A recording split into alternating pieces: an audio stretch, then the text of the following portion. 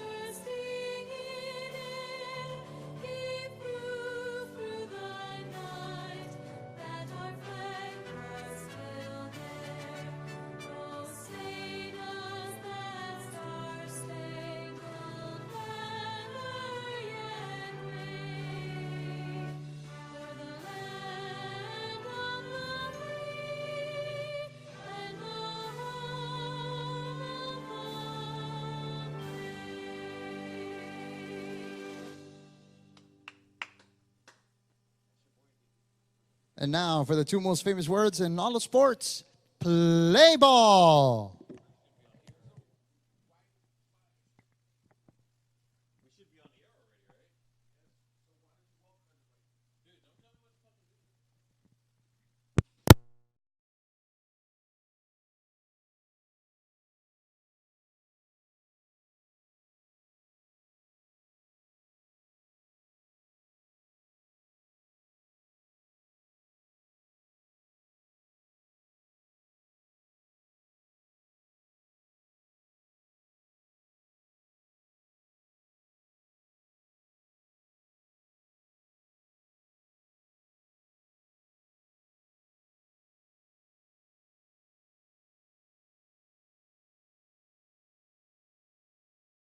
Uni-Trade Stadium here in Laredo, Texas, where we have Youngstown, Ohio taking on Mazatlan, Mexico in the 2019 Palomino World Series.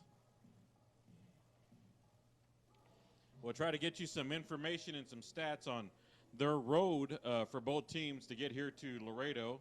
So sit back, relax, enjoy today's ball game. My name is Kenneth Duncan, along with my partner Orlando Navarro. We'll be calling today's ball game for Youngstown and Mexico.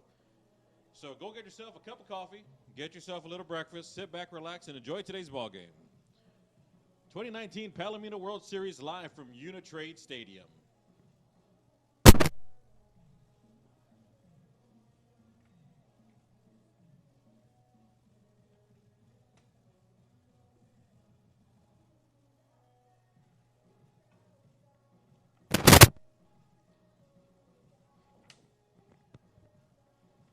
Yeah, we'd like to thank our sponsors, our local sponsors here, Line Agro Construction, Playmore Entertainment, City of Laredo, Andy's Air, Person Whitworth, Borchers and Morales, Rudy's Real Texas Barbecue, Rotex, Advanced Spine Solutions, Tots the Teens, Stat Emergency Center, Andy's Mobility, Liquid Studio Group, A-Rod Construction, Sunbelt Air Conditioning, and of course my favorite, Blue Top Digital Reprographics. Now I say that because that's my place, so that's why it's my favorite. But a lot of hands went into helping to prepare this game for today. The umpires that we have here for the Palomino World Series: Michael Berryman, Mario Alonso, Raul Urabaso, Brent Fountain, and Frank Lopez. They'll be our umpires for the will be our umpires for the entire Palomino series today. We'd like to thank our officials, our pony officials for Pony Baseball and Softball President and CEO Abel Key, Arnulfo Banda, the South Zone Vice President, Abel Goona, the Director Tournament for Palomino, Bob Huss is the Director Tournament for the Bronco, Ed Sanchez is the Softball Regional Director for the Rio Grande Valley, Eddie Medente is the Field Director, Mario Silva is the Field Director, Yvette Cantu and Homer Cantu are both field directors. Hector Espadas is the field director from the Rio Grande Valley. Mark Silva is the field director also from the Rio Grande Valley. And Conrad Horta from UIC is the Rio Grande Valley also. Also, this is the first time that, and I believe they said in history that they've had 2 World Series going on at the same time in the same city. Laredo is hosting the Palomino World Series and the Bronco World Series simultaneously this year. We've hosted several of them in the past. We had the softball, fast pitch softball World Series come through here a couple of years back, I think in 2017 and 2018. Then last year we hosted the Palomino World Series. And now this year we get the fine, distinct honor of hosting both the Palomino and the Broncos World Series. Now, ladies and gentlemen, my partner in crime that he had to take a little pause for the cause and go get us some stuff, Orlando Navarro. Hey, Orly, welcome here. Thank you, Kenny. Thank you for having me. It's great to be here. You know, it's exciting when you get to start off a World Series. You have to get through getting the teams to Laredo, get them to fly into town. We're not talking about just, your average flights, domestic flights to get here. Yes, Youngstown had to do that. But you have Mexico that has to get here, have to go through customs and get over here. And you know how that's a battle to get here. We have Taiwan that flew in last night. We had Germany that flew in 2 nights ago. So it's really incredible to see how the behind the scenes, everything that happens just to get to this point to go throw out that first pitch. And here goes the first pitch. Youngstown is on the mound. They are the visiting team, the home team, while Mexico is the visiting team. Is that correct? Home team is Youngstown. Yes, okay, here we go. And there's the first pitch of today's World Series, and it is a called strike. Something that these teams with all the travel, you're not sure if pitching's going to be on top or batting's going to be on top. I would think batting is going to be what's going to happen right now. These pitchers are going to have to get used to the mound. They're trying to get established. They had a long drive. So early on, let's see what the batters can do. And I know that just recently, if this Youngstown team was here last year, but last year this field was totally different. It was actually natural grass. So they've actually changed the field. It's actually artificial with your dirt areas. So the mound did change a little bit, also the field of the mound. I know they might have been out here yesterday practicing, but it still doesn't take away when you're able to play out here all the time. This is their first time really truly out here. Right now we got 3 balls and 1 strike on the batter. After that first called strike, he's gone with 3 straight balls. And there's the windup. And here goes the pitch. And that's a foul ball. Foul ball into the stands. We got a full count now on the batter. You talk about the infield, the shortstop, second baseman, first baseman, third baseman, they're actually playing on turf. It's not dirt, it's turf. Around the bases, you have dirt for sliding purposes, but this is new to the team. Maybe they play somewhere else, and there's a hit batter. And I think it's like you said, it's that trying to get the feel of the mound and trying to work off the nerves and, the butterflies, I guess, so to speak, of the first game of the World Series. It is, 9:08 in the morning. That's right. They're trying to get used to our time zone. And you just saw it right there. The pitcher's getting used to the mound. Didn't mean to hit the batter. It wasn't a pitch, that you would say, oh, he was throwing at him. Had nothing to do with that. All that was just getting used to the mound. And we're going to see that early with most of the pitchers. So now we have no outs for runner on first base for Mexico. We have number 34 up to bat. Can you see that name?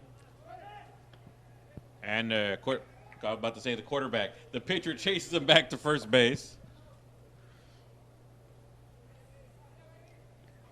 Rivas. Number 34, Rivas, is up to bat right now with the runner on first. The runner on first taking a nice little lead, just teasing the pitcher back and forth. We got the 1 ball right now. Pitcher's already chased him back 1 time, so we'll see what happens. We got a couple of fans in the crowd from Mexico also. It's exciting to see Mexico and what they're going to do with a guy on first base. They typically play small ball. There's a throw to first. Ooh, that was a beautiful catch by the catcher. He saw that lead off. He'd been watching for the past couple of pitches. He kept going further and further out, so he was able to almost catch him there on the comeback. Mexico from Mazatlan is learning the players. This isn't stuff that you get scouting reports and you have information about the players. So they're realizing that catcher has a cannon behind behind the plate. And there's strike number 1. He swings on that one. So it looks like we got 1 ball and 2 strikes now on the batter. Yeah, like you said, they're learning each other. They're feeling each other out. Now they know that, I might not challenge this guy unless I really has some really good speed.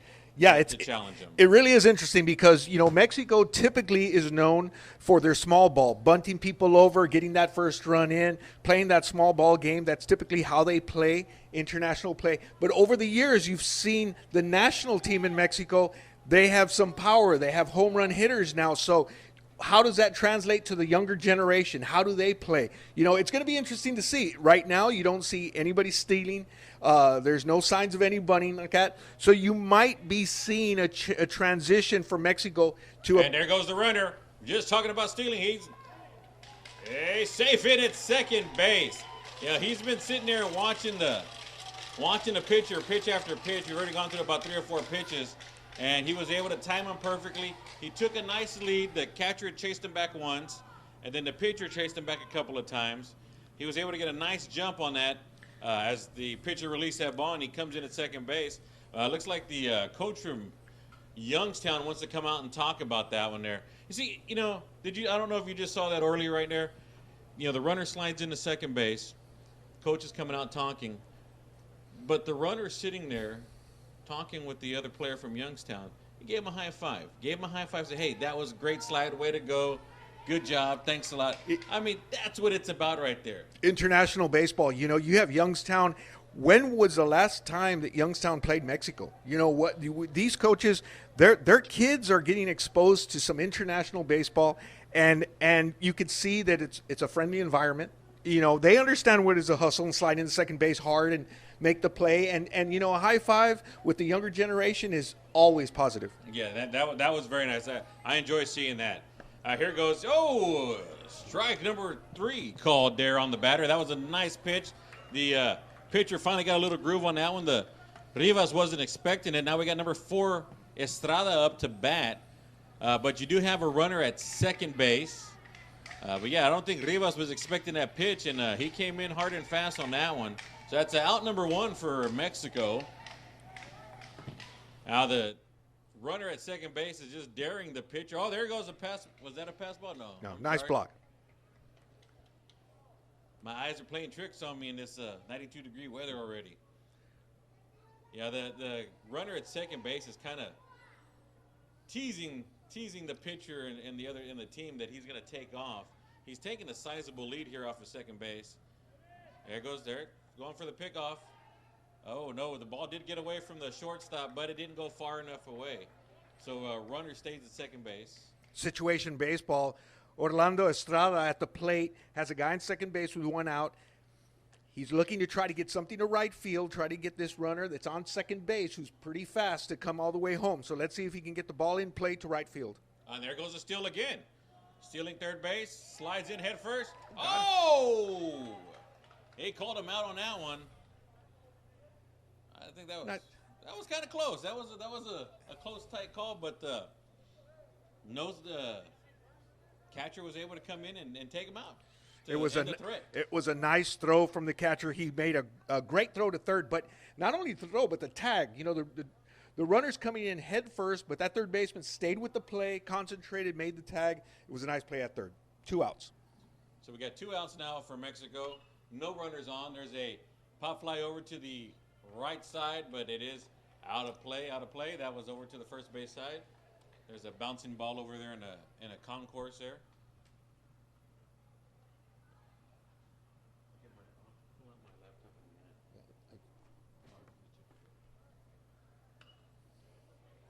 There's another foul ball there for Mexico.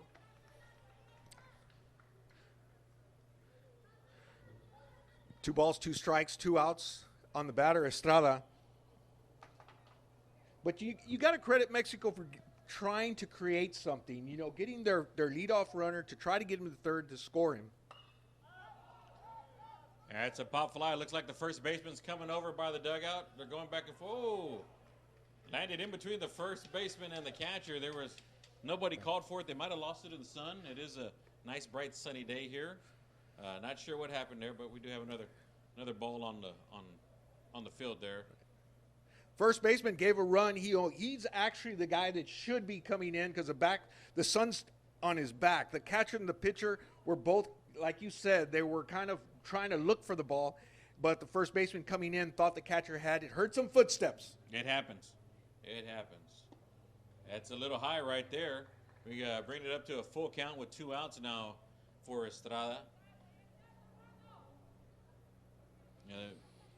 I think so far, the pitcher for Youngstown has had a little rough, little rocky start so far. He did get 1 strikeout. We had the runner caught stealing, but I think he's still, like you said, he's still trying to get into his groove. There's a nice hit ball over to the left field side. They're giving chase, but it is foul ball. Logan Bell on the mound, he's doing a great job, but what helps in that first inning when you have the jitters and you're trying to get the ball over the plate, he's throwing a little high. He's got to bring that ball down. But if the defense backs him up, that helps. Yeah, and that has helped out so far. Like we talked about the catcher having a cannon for an arm, and he showed it at first base. He showed it again over here at third base. So definitely that's one of their strong weapons on that side. And there goes Logan Bell with the strikeout number 2, and that retires his side. Well, so far here in the top half of the first inning, there was really no damage done by Mexico. They did have a runner on, was able to steal second base, got caught stealing at third, and that's pretty much it. So here we are at the heading into the bottom half of the first inning. This is Uni-Trade Stadium, home of the Nuevo Laredo Tecolotes, which is international baseball. It's a Mexican League baseball team.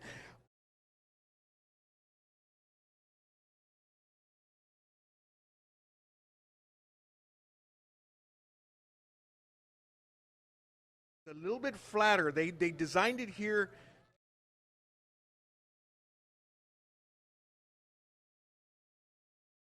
This mound is for you. If you're that guy that likes to bring it,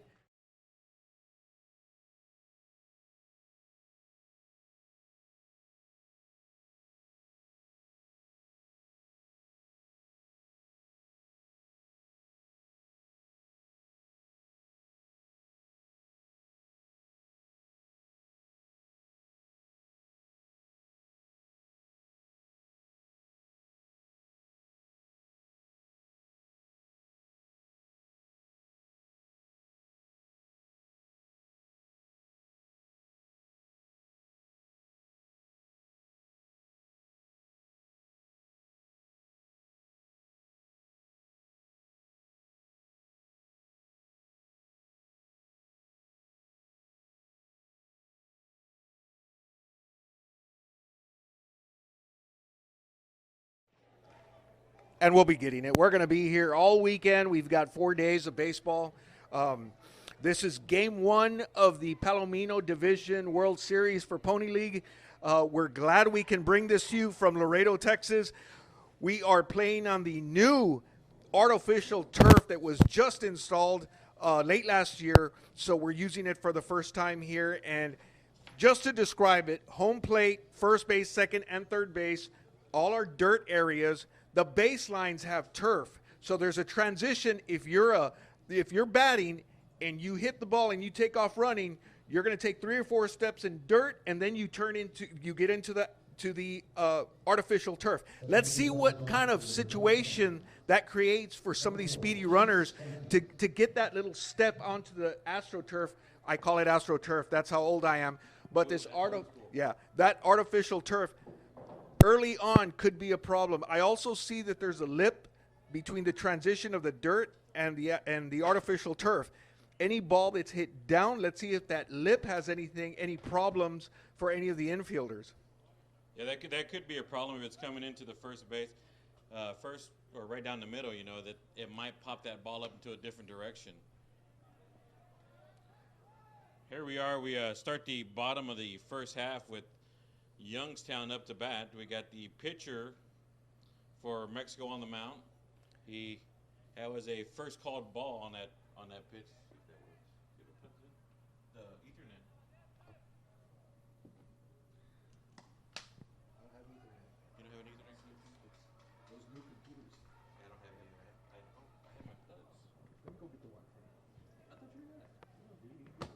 And that's strike number 1. So we got a 1-1 count here on the batter from Youngstown.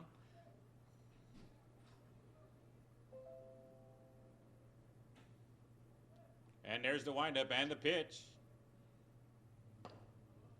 Oh, just a bit outside for ball number 2. 2-1 now on your batter number 4. Let me get that name.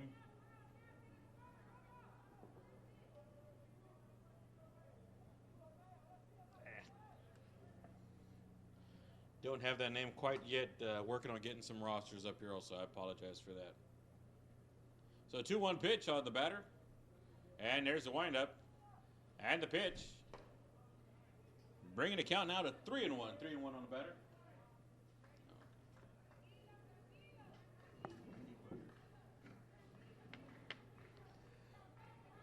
3-1 on the batter now from Youngstown.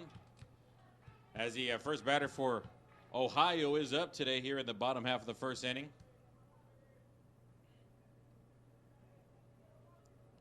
Pitcher settling in. And there's the windup. And the pitch. That's ball number 4. After going for the first, throwing that first ball strike, after that he went 4 straight balls. Yeah, like we talked about earlier, it's a matter of them settling down and getting into the flow of everything. And if they're able to do that, they're going to be okay. I think so. And now that you have the leadoff runner on base, it really changes up everything. Just like with Youngstown, the catcher has to concentrate.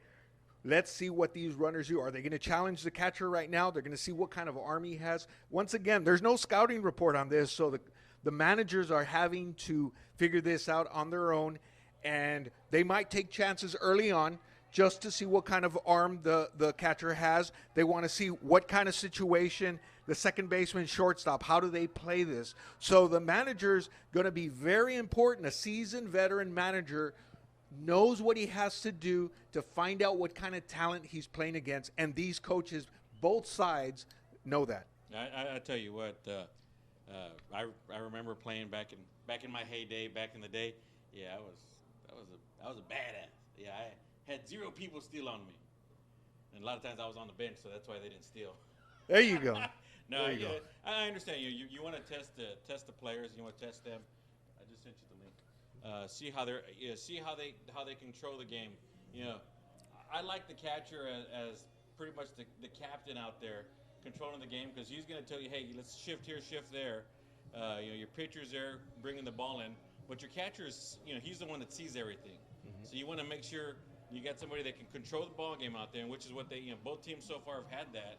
And we haven't seen the Youngstown catcher yet throw somebody down, but we know the kid from Mexico has a great arm. I'm sorry, the kid from Youngstown has a great arm. Yeah. We haven't seen the Mexico catcher do that yet. You just saw Hector Balcazar, the manager of Mexico, go out to the mound, talk to his pitcher, trying to settle him down, because walking a batter early on can get into the pitcher's head. So nice job to go out there, just relax him, tell him, hey, we're just in the first inning, don't get crazy, just get that ball over. There you go, first pitch, there's a strike. Now he gets him back into a rhythm. And that's just, once again, you have young players, you have a seasoned manager, he knows they're young, he knows they're nervous, so take some time to go out there and talk to the pitcher. Down, and a lot of things that we tend to forget as parents and as fans sometimes is, and there goes the runner. It was a hit and run situation there, but the ball is foul, bringing that runner back to first base. Finishing that thought, a lot of things we tend to forget is these are kids under 18 and under. That's right. We tend to forget that. That's right. They're not professionals. They're not. They're kids. We're a little bit older than them. I'm not going to say how much older, but we're a little bit. But we tend to forget that. And they do get nervous and they do get scared, and we have to calm them down. Ricky Harilla's on the at the plate, and he did a great job. And that hit and run, he did poke it over the first baseman's head, but it went foul. But that's exactly the situation, kind of baseball. So even though you call them young, these guys know exactly what they need to do, and they're trying to put the ball in play, hit behind the runner, try to advance him to third. So it's really impressive to see early on Youngstown and how they play this game. And, that's not something – you can coach the kid, but then to actually get him to execute, that's something completely different. So it's really nice to see Harilla and what he's doing. That's very true there. Very, very true. Now that was the third ball on Harilla. So we have a full count with Harilla. You got a runner on first base. There's no outs right now. So, if you look at situation baseball, runner on first, I'd kind of stand still and don't do anything. That way, in case there's a strikeout, he doesn't get thrown out going to second.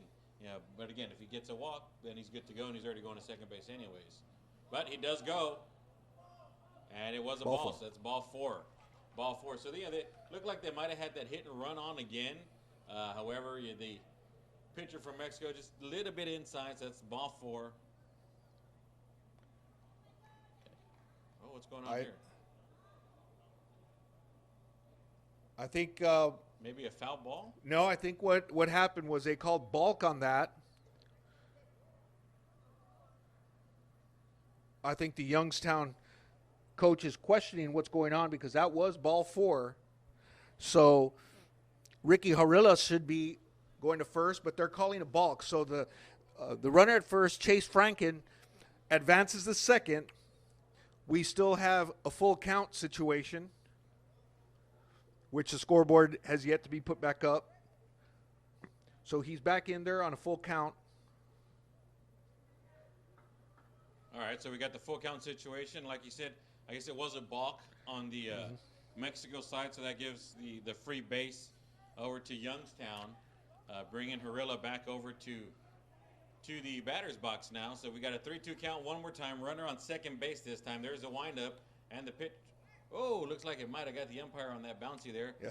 But the ball did get away from the catcher, so it let the runner advance at third base. Well, and what's funny about that play is Youngstown was first arguing the point because they wanted their batter to go to first base.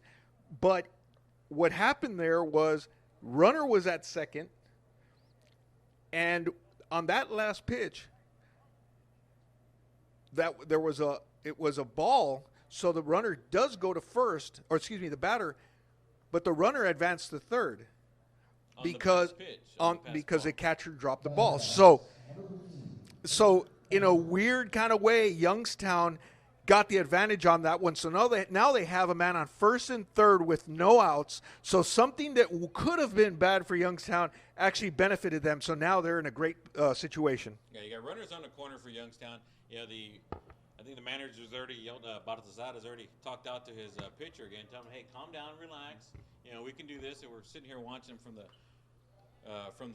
bleachers up here, and it's a foul ball, strike number one. And heads up running because the catcher. What happened was the catcher dropped the ball, and he wasn't paying attention. And Franken, the runner on second, advanced to third with no throw. Everybody was kind of standing around because they thought it was ball four. But heads up running on the play, so Youngstown in a good position. I think if the runner hit it to first base, if he would have put a little more step, he might have actually taken second base. Because the ball slipped out, hit the umpire, and was kind of just floating around there. Mm-hmm. Like I said, no one was really moving on it. That's right. But heads up play. Miss for strike number two on that one. You keep playing the game. There is no timeout. You play the game. And that's exactly what Youngstown did. I like Youngstown and how aggressive they play out there. They seem to be attentive to what's going on. Mexico seems to be a little distracted. They're trying to figure this out. Maybe it's a communication thing with the umpire. Umpire doesn't speak Spanish. Maybe that's kind of a problem. But right now, Youngstown with the advantage. As a foul ball for strike number two one more time. So we got a 0-2 count on the batter. And Youngstown has been here before. They were here a couple of years back when we had the Pony League World Series down here. So, they've played these teams. They've played, the international teams. They've played Mexico. They've played Taipei. They've played Los Angeles. They've played the best of the best, and that's where we're at right now. This is foul ball there one more time for still keeping it 0-2. Well, this is the best of the best in this division. And you said it, Youngstown's been here. They know Laredo. They've been to the airport. They've been to this field. They know the dugout. There's a little bit more comfort for them. Mazatlan, this is their first year here. So, they're having to adjust to what they see. Youngstown has been here, and they know what the stadium looks like, and they know what they have to do. Also, communication from the dugout. Can you hear the manager, guiding the players? Are they using more signs? There could be a situation where the Youngstown coaching staff said, you know what, the echo in here or the lack of being able to communicate with our players by shouting, we're going to have to adjust our game and do a lot more signals. And you see the third base coach, he's really giving signs. All the players are attentive. That could be that minor adjustment from experience that they've brought down to Laredo this year. Yeah, very, very true. Yeah, it's a good thing that you say that. Again, look, pitcher was waiting on that called third strike there. We got a 1-2 or 2-2 count now on the batter. It's that experience that you talked about. And again, the field's different. Remember, 2 years ago or last year when they were here, this field was all natural grass. So that sound does carry a little different from natural grass to artificial turf. Really does. It really does. So it's making those adjustments that they have to make back and forth. Again, Mazatlán is the first time here to this field, and they're making adjustments on the mound. They're making adjustments on the field and in the dugout. There's a windup. It's a nice hit ball over. The second baseman has a little blooper in there. One run comes in for Youngstown, and they hold the runner up at second base. That was just a little blooper between the second base and second baseline and the second baseman. He wasn't able to catch up to it, and falls in for the first run for Youngstown. That was, those of you that know baseball know that's what that's exactly what a Texas leaguer is. Right over the second baseman in front of the center fielder. There was no play on the ball. It was just outside the reach of the second baseman. Yeah, well placed. It was a well placed ball. I mean, sometimes I guess it's easier for us to see it as we're up here. We're looking down at the field and we see gaps here and gaps there and gaps here, and it's like, man, if the guy would just hit it over this way, twist a little to the right, twist a little to the left, it's easier for us to see. Yeah, but I remember down on the field, you couldn't see nothing. Absolutely. Here we go. We got one ball now on the batter. We got 0 outs right now so far in the bottom of the first inning for Youngstown. We're going on our 1, 2, 3, 4. It's our fifth batter up right now, if I'm not mistaken, or fourth. It's ball number 2. Yeah, at the plate, it's Justin McKinnis. Justin McKinnis at the plate. He has 2 men on. You got a runner on first and second. They just brought in the runner that was at third base from that balk earlier. So that's where they got their first run of the game. The pitcher getting a signal from the catcher, and there's the windup, and there's the pitch. And that's a caught strike right there on the batter, on McKinnis. That's a 2-1 count now. McKinnis is at the plate, and if you look at the third base coach, there are no signs. He is letting his batters hit. He just got a run in. Youngstown's up 1-0. They have a man on first and second. He's got his hitters at the plate. He's letting them swing away. Oh, and this is his cleanup hitter, so this should be his power hitter right here. Absolutely. Nice hit ball between the first and second baseman. Second baseman picks it up. He bobbles it a little bit, undecided on where to go. He throws it over to first, gets away from the first baseman, brings in another run for Youngstown, and the runner advances from second to third. So now you got runners on the corner, and now they're sending him to second base. What happened there? The first baseman missed the ball on a bad throw, went into the dugout, so that allows a runner to advance. So you have a runner on second and third. Youngstown's up 2-0, but here's the situation. Man on first and second, a grounder to second baseman. Because of the artificial turf, the second baseman, when he caught the ball, thought he had a chance for a double play. Because of the speed of the ball getting to him, he looked at second. The shortstop wasn't prepared for double play, so he had to double back to first, made a bad throw to first. Once again, that's all artificial turf, learning the field. Typically, in a situation like this, second baseman gets the ball, man on first and second. You run the double play on that side, but in this situation, they weren't set up for that. And when he tried to adjust and go to first off the artificial turf, he made a bad throw. And I think what helped along with the bad throw is he bobbled it a little bit as he came around. There's a nice hard hit over here down the third base line, but it does sweep foul ball. Yeah, he bobbled that ball just a little bit as he's trying to turn around and figure out which way to go. And so that kind of slowed his pace down also to get it over to first base. And then you're trying to rush it. That's right. And you throw it an errored throw there.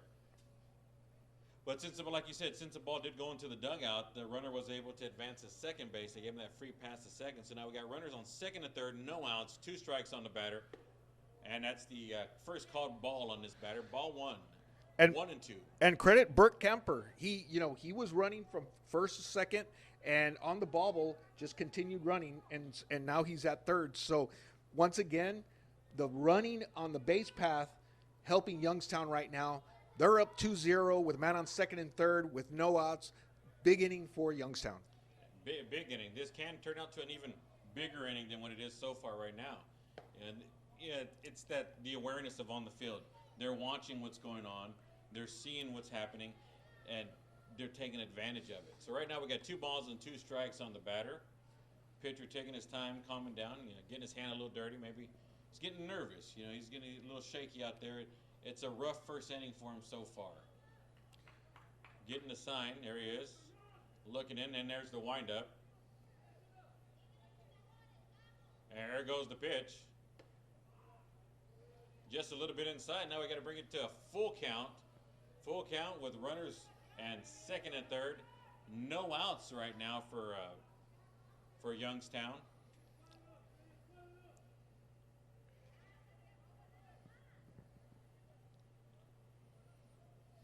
There's a pitcher getting his signal, and there's the windup.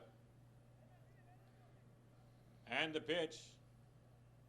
Swing and a miss for strike 3. That's the first out for Mexico. Now, on that one right there, he brought some good heat on that one. He really did, and Bobby Lane was sitting on it. He knew that he was going to get that fastball, and he was just a little bit late on that ball. But boy, I bet he's going to the dugout saying, "Give me that pitch one more time, and I will take it deep," because that was right down the middle. He just missed it. Yeah, that's all it was right there. He was, like you said, he was ready for it because we knew what was going to happen. We knew what was coming out, and just couldn't catch up to it on that one. This is where you see the maturity of your pitcher. Will he be able to come back? That's a foul ball there. Foul ball. He's giving he's battling back. That's what you want from your pitcher. And, it is morning here in Laredo, Texas, and you would think in Laredo it'd be nice and cool this morning. But the sun is out. There's not a cloud in the sky. It's getting hot. Oh, we're up here in an air-conditioned booth, but we have the windows open. The sun's hitting directly into us. That's a little dribbler down the third base line, but it does go foul, so foul ball. Strike number 2 on the batter. So we have the windows open so we can kind of see everybody and hear the sights and sounds here of Laredo. And the sun is just baking us, coming straight in. If we had those windows, we'd be like, I guess, ants under a magnifying glass. Try. And I even brought a fan from the office. Not like it's working very well, but we do have a fan. Brandon Geldy's at the plate. He just hit a ball that hit the dirt and that artificial turf, and it just died. So that was a good example. If you're going to bunt a baseball here, it's going to die. Nice swing by the batter. That was a nice swing that's a foul ball, though. Bringing up strike number 2 again. Here's all the rosters. Here's some rosters in here.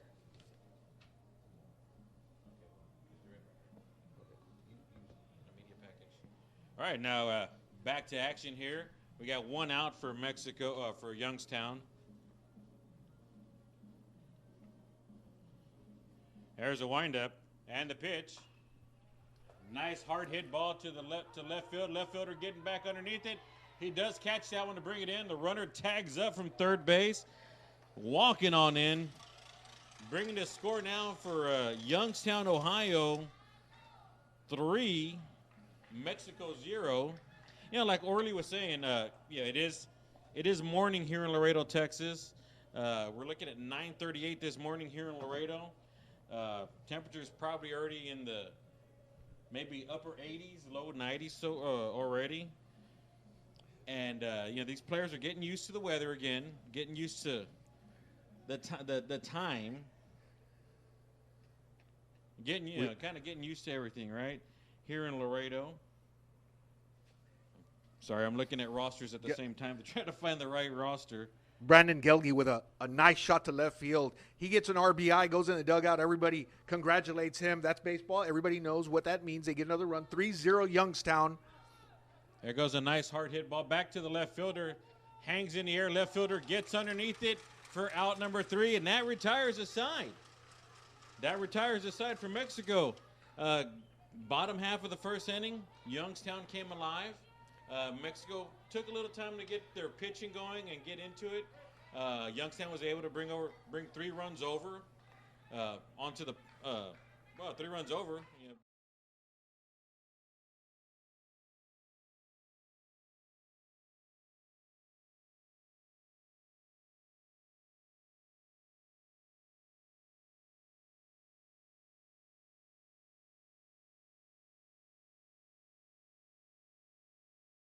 that first inning behind him. It was a rough start, but he did pick it up towards the end of the first inning there. So we'll see how how it ends up for him the rest of the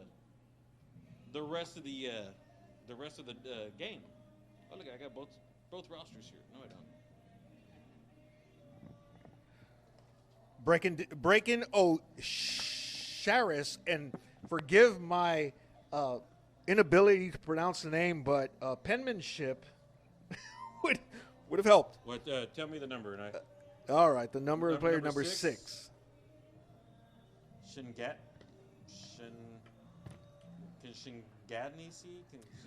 Well, he did a good job of tagging that ball, and you're talking about the pitcher. We'll call him Brendan. he, you know, you talk about the pitcher and the left fielder making the play and everything, but those last 2 hits were tagged. I mean, it wasn't like they were bloopers. They were line shots out to the outfield. So good swings by the batters. Good base running by Youngstown early on to take advantage, to take a 3-0 lead. Going into the top of the second, now you have the pitcher on the mound for Youngstown. He's already gotten that first inning out of the way. He's struck out some players. He's got a lead going into the second inning. So let's see if he just can relax a little bit. I still think he's having trouble on that mound. It looks a little rough. He's trying to dig himself in, but now that he has a lead, he can relax. He can start bringing the ball. This is playing catch with the catcher now. This is just relaxing and saying, we've got a lead. Let's let our defense play. You know, that's exactly right, Orly. You know, we're sitting here watching him warm up, and you know he is struggling a little bit on that mound to kind of get used to it. This is Mr. Benitez is up now for Mexico. He'll be the first batter here in the top half of the second inning. You know, but you know both pitchers are still trying to get used to the mound. They have the first game, so the dirt's still kind of rough in there. So they got to come in and make their grooves and make everything in there for themselves. You know. And you know, we were talking about the catcher from Youngstown. You know, during the warm-up here, he throws it down to second base. Man, this kid was dead on. The ball was right in the area you want it to be to tag somebody out. Absolutely. That's a swing and a miss for strike number 1 here for Mr. Benitez.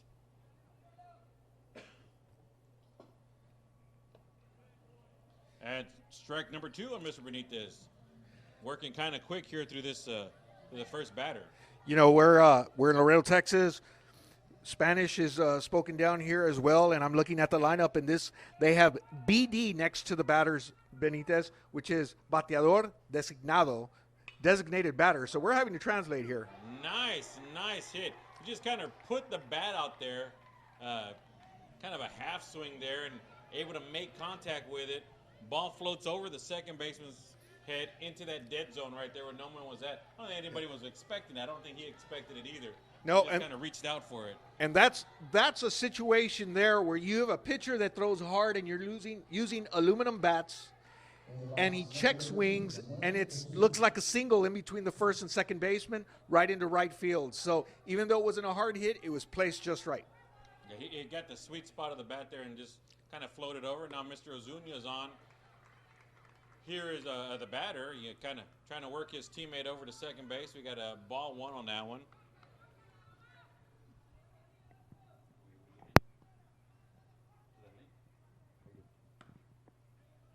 That's a strike number 1 on Mr. Ozuna. 1-1 count.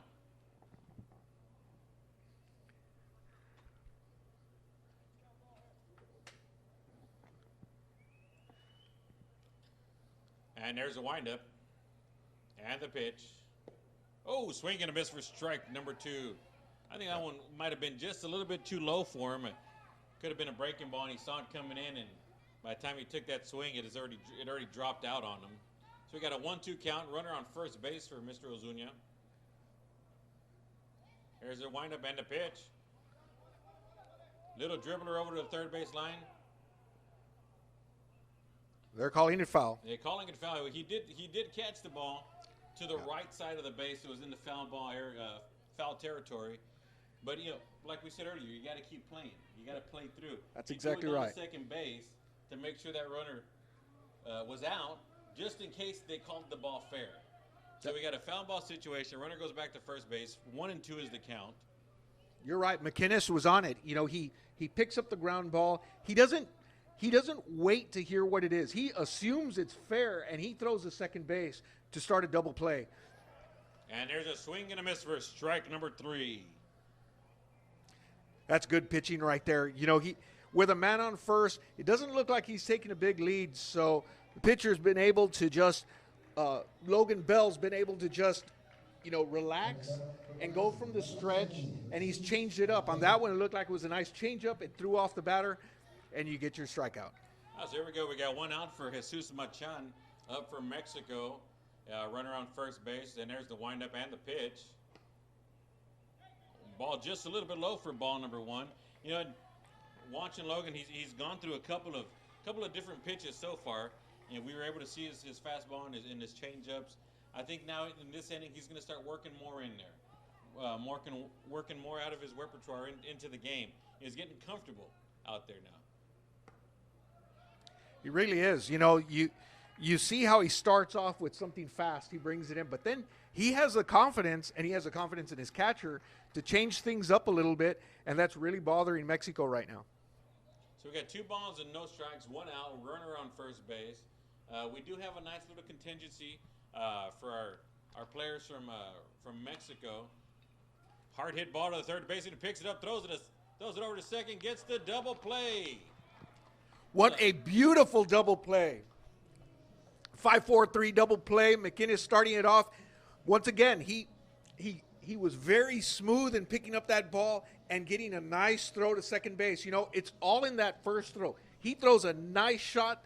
The second baseman throws the first a little high, but since it was such a nice throw and they did it so fast that the first baseman had plenty of time to adjust, bring it down, touch first base to get that second.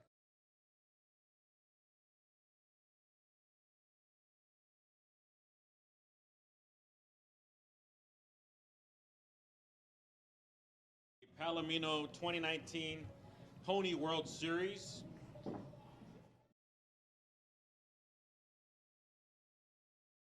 Put this on and help us out down here. I'd like to thank Linedecker Construction, Playmore, the City of Laredo, Andy's Air, Person Whitworth, Borchers and Morales, Rotex, Advanced Spine Solutions, Tots to Teens Dentistry, Stat Emergency Center, Andy's Mobility, Liquid Studio Group, A-Rod Construction, Sunbelt Air Conditioning, and I saved these two for last because 1, I work there, and 2, I'm always eating there.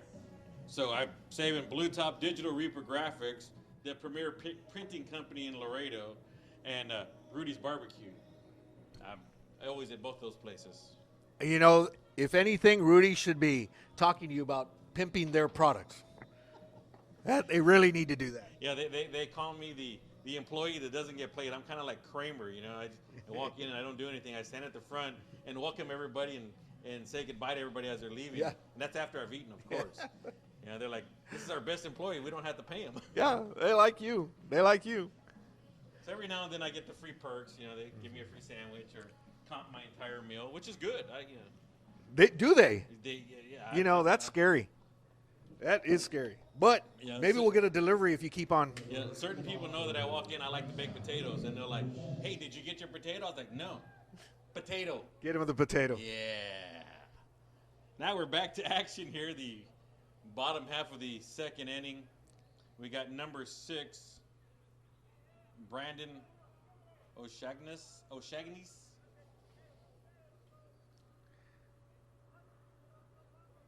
O'Shagnisi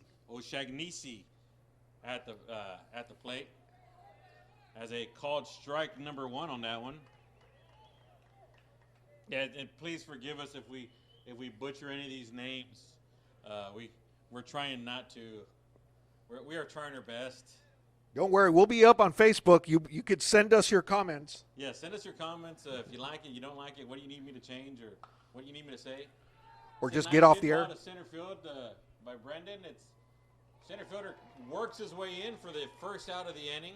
Yeah, and this is kind of where we left off in the first inning with Mexico. Don't worry, we'll be up on Facebook. You could send us your comments. Yeah, send us your comments. If you like it, you don't like it, what do you need me to change, or what do you need me to say? Or It's a just nice get off hit the air. ball to center field by Brendan. It's center fielder works his way in for the first out of the inning. Yeah, and Once early on is when batters need to take advantage because the pitchers are trying to figure out this mound. But it seems as though they're starting to adjust and they're keeping the ball low.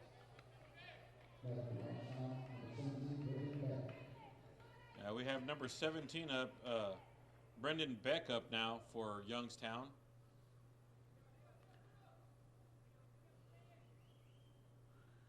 There's the windup and the pitch. Swing and a miss. Swing and a miss for strike number 1. So we got 1-1 count now.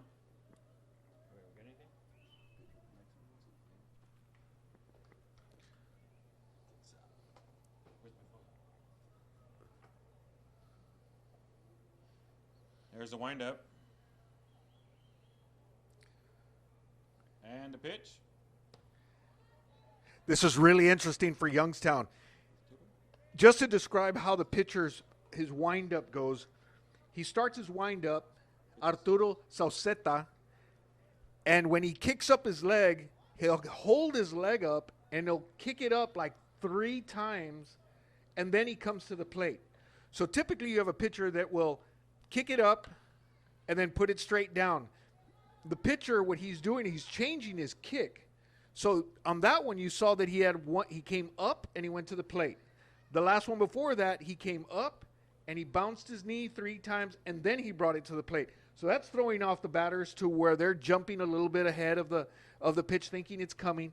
So let's see if that's interesting Mexican baseball there. That's just his style that he's brought to international play, and Youngstown's having to pick up on that. So we got a 2-2 count with 1 out now for Youngstown. And there's a windup. And there's that leg kick right there. 2 times there. Strike number 3. You saw that. You saw where the pitcher steps back in his windup, brings his glove over his head. There's a small delay there. Then when he comes down, he'll kick up his leg, and then he'll hold it in that position, maybe kick it up, and then brings it to the plate. So as a batter, typically that arm goes up, the glove goes behind the head, the leg gets kicked up, and the ball's coming. There's a slight delay that Youngstown's having to adjust to. And the thing is, he's doing it on a constant to keep them all off. So he goes right. one pitch with maybe 2 kicks, 1 pitch with 3 kicks, and then 1 pitch just straight through it. Right. So he's keeping them on their toes, so they can't guess which one it is. No, it really is difficult if you've never seen that before. And you just watch the batters, and they're trying to stay back on that leg. They're trying not to lean forward. There's an example of just a traditional pitch. Wind up straight to the batter. So that was a quick pitch. I guess you'd call it a quick pitch. It's a regular wind up, but here it's a quick pitch for Mexico because he's slowing everything down. So you got to be ready. Is he going to come with a quick pitch, or is he going to delay his leg? So here we go. We got a 1-1 count with 2 outs. There's the windup. There goes that delay and the pitch. Little chopper over to the shortstop. Oh! Routine play. Kind of took it for granted there. Everything down. So you got to be ready. Is he going to come with a quick pitch, or is he going to delay his leg? So here we go. We got a 1-1 count with 2 outs. There's the windup. There goes that delay and the pitch. Little chopper over to the shortstop. Oh! Routine play. Kind of took it for.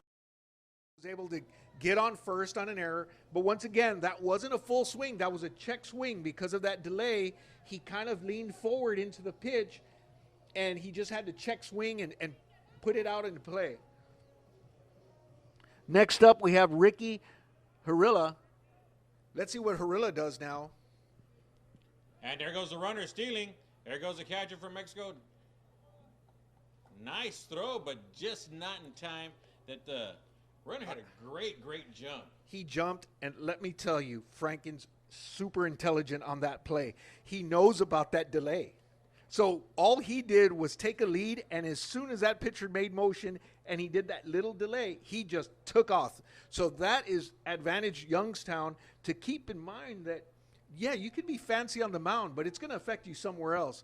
He took advantage. He got to second base. He did take advantage of that one. I think he was doing a 3-kicker on that one also. And he's seen enough pitches from him to know what he was going to do. Yeah, so that delay, that 1 second delay right there, kind of cost him because he had a really good jump on the pitcher and on the catcher. By the time the ball got there, he was already sitting there on second base. Now let's see what he does. The pitcher's in the stretch now. He's not in his windup, so those delayed tactics that he uses, can he still use them when he's in the stretch? I don't think so. With Franken on second base, he's watching that pitcher. Any delay, he's going to take off. We got number 41, Ricky, there up at the plate. We got a 1-1 count. We got 2 outs. Runner on second base.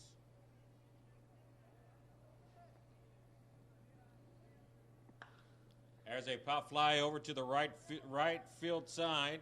Right fielder giving chase in, but it does go foul. Foul ball, foul ball. 1-2 count now on Ricky.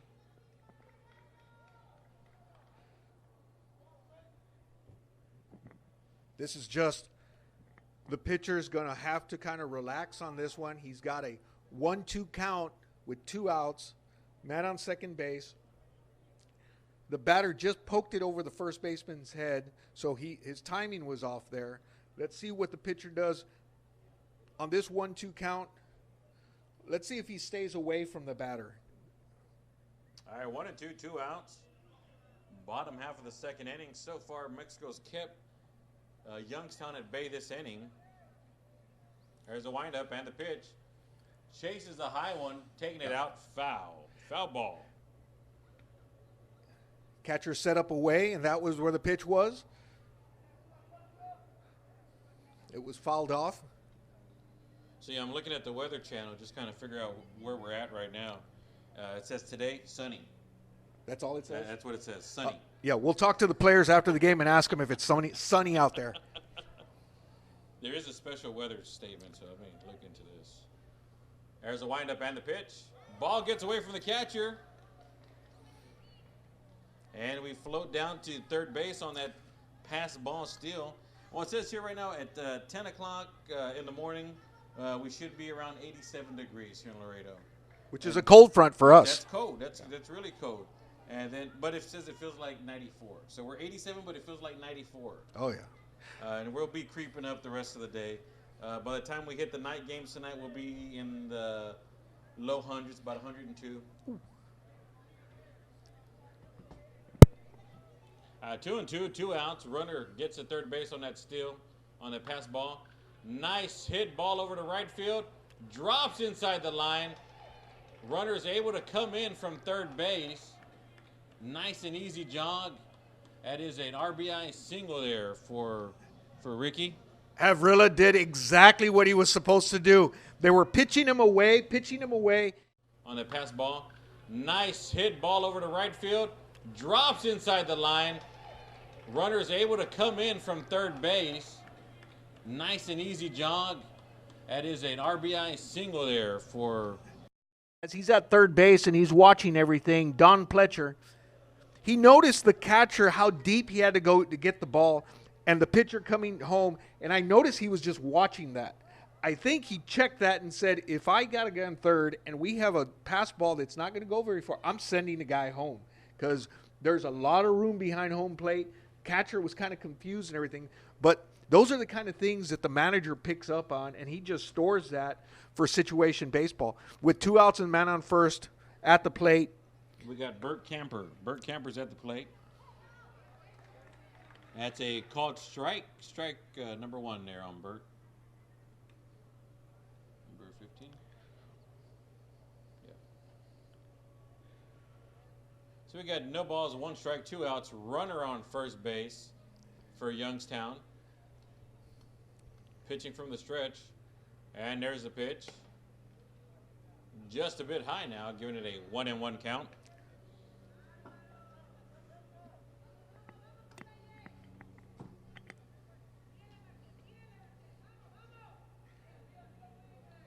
So we got the fans from Mexico cheering on their pitcher. Sounded mainly like his mom, telling him to get back in the game and relax. That's right. Yeah, you gotta love the parents. Yeah, I remember my parents going to the games. Ooh, waiting for a called strike on that one. Looks like that's a ball number 2.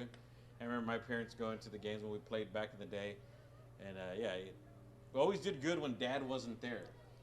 Oh yeah, that's right. Yeah, and Dad showed up, and it's like you can't play worth a darn, you know. Yeah. I don't know what happens there. Well, here we go. 2 balls, 1 strike, 2 outs. Bottom of the second inning. Youngstown on top, 4-0. There's a windup and a pitch. Camper is doing a great job just watching those pitches. They're close, but he's just not helping the pitcher out. Once again, disciplined baseball. Don't help the pitcher out. 3-1 count. Make the pitcher throw. It's hot out there. It's humid out there. Make him throw. So 3-1 on Camper. 2 outs here in the bottom half of the second inning. There's a windup. And the pitch. Takes a shot over to the third base line. Third baseman picks it up over to first base. Out number 3. And retires aside after 2 complete innings of play. Youngstown now on top of Mexico, 4-0. In that inning, Youngstown was able to bring 1 over in that inning based on an error. There was an error in there that kind of got the ball away. The shortstop should have had that ball.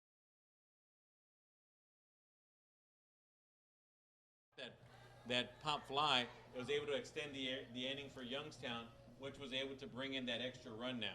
Yeah, you don't want to do that. And let me also add to that. If Youngstown gets a big lead, now the manager can rest his pitcher. He could bring in somebody else. Is he going to go the full, because it's hot out here, is he going to let him go farther along? But with a lead now, he can think about changing out some pitchers. It's going to be a long weekend. He's got a lot of baseball. But having the players score some runs for their pitcher, it helps to make decisions now. You don't want to get crazy. It's still early in the game. But you can now consider, okay, what are we going to do? If we get later in the innings and we take a big enough lead, are we going to rest our star pitcher? Do we give him some rest? Or do we let him play it out? There is a pitch count that they have to worry about. So all that's going to be taken into account to strategize what you're going to do down the road. But one of the things that Youngstown needs to kind of concentrate on is they're having problems with that leg kick. But that leg kick comes when he's in full windup. It's not when he's in the stretch. So if they can get a man on early, the pitcher goes to the stretch, and now Youngstown it's a regular pitcher now. He can't do that fancy stuff. If they don't have anybody on and he's able to go into his windup, Youngstown's having problems with that. It's not your normal type of pitcher, and that's where that could cause some problems. So Youngstown has to have that leadoff guy really concentrate, try to work through that windup and get on base. Once he's on base, then you see Youngstown really come together. Yeah, they can work it a little more from there. Yeah, I mean, here we are. It's going into the top of the third inning. We're third inning of a 7-inning game. So we're playing. This is pretty much the middle point of your game, we could say. The Youngstown pitcher, he hasn't thrown too many balls, as many balls as the pitcher from Mexico. But this could be the point where, do I let him go one more inning and then bring in somebody else? We got a 4-0 lead right now. Yeah. I think it would depend on what happens with Mexico right now. And he's doing a great job. We're not saying take him out because he's doing bad. He's actually doing very well. You just have to strategize because you're in a World Series situation. You've got Puerto Rico here. You've got Taiwan. You've got Germany.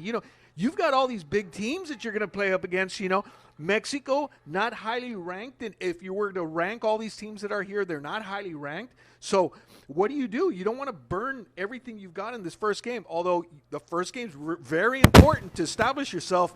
But what do? You have to – that's great. That's a great discussion. I'd love to hear the Youngstown coaches, what they're talking about in the dugout, how they're trying to put this together. As much as the manager's worried about every pitch and what's going on, the assistant coaches have to be sitting there considering the heat, the score, how they could use their relief pitchers. When do we pull the trigger? Yeah, that's very, very true. You know, like we said earlier, it feels like 94 degrees in Laredo. It's 10 o'clock here in the morning. I'm sure down on that turf, especially being turf, it's a little hotter. And there's a nice hit ball over to the shallow right field. Right fielder comes in, nice. slides in. Beautiful catch by that number 9. It's like number 9 for Youngstown.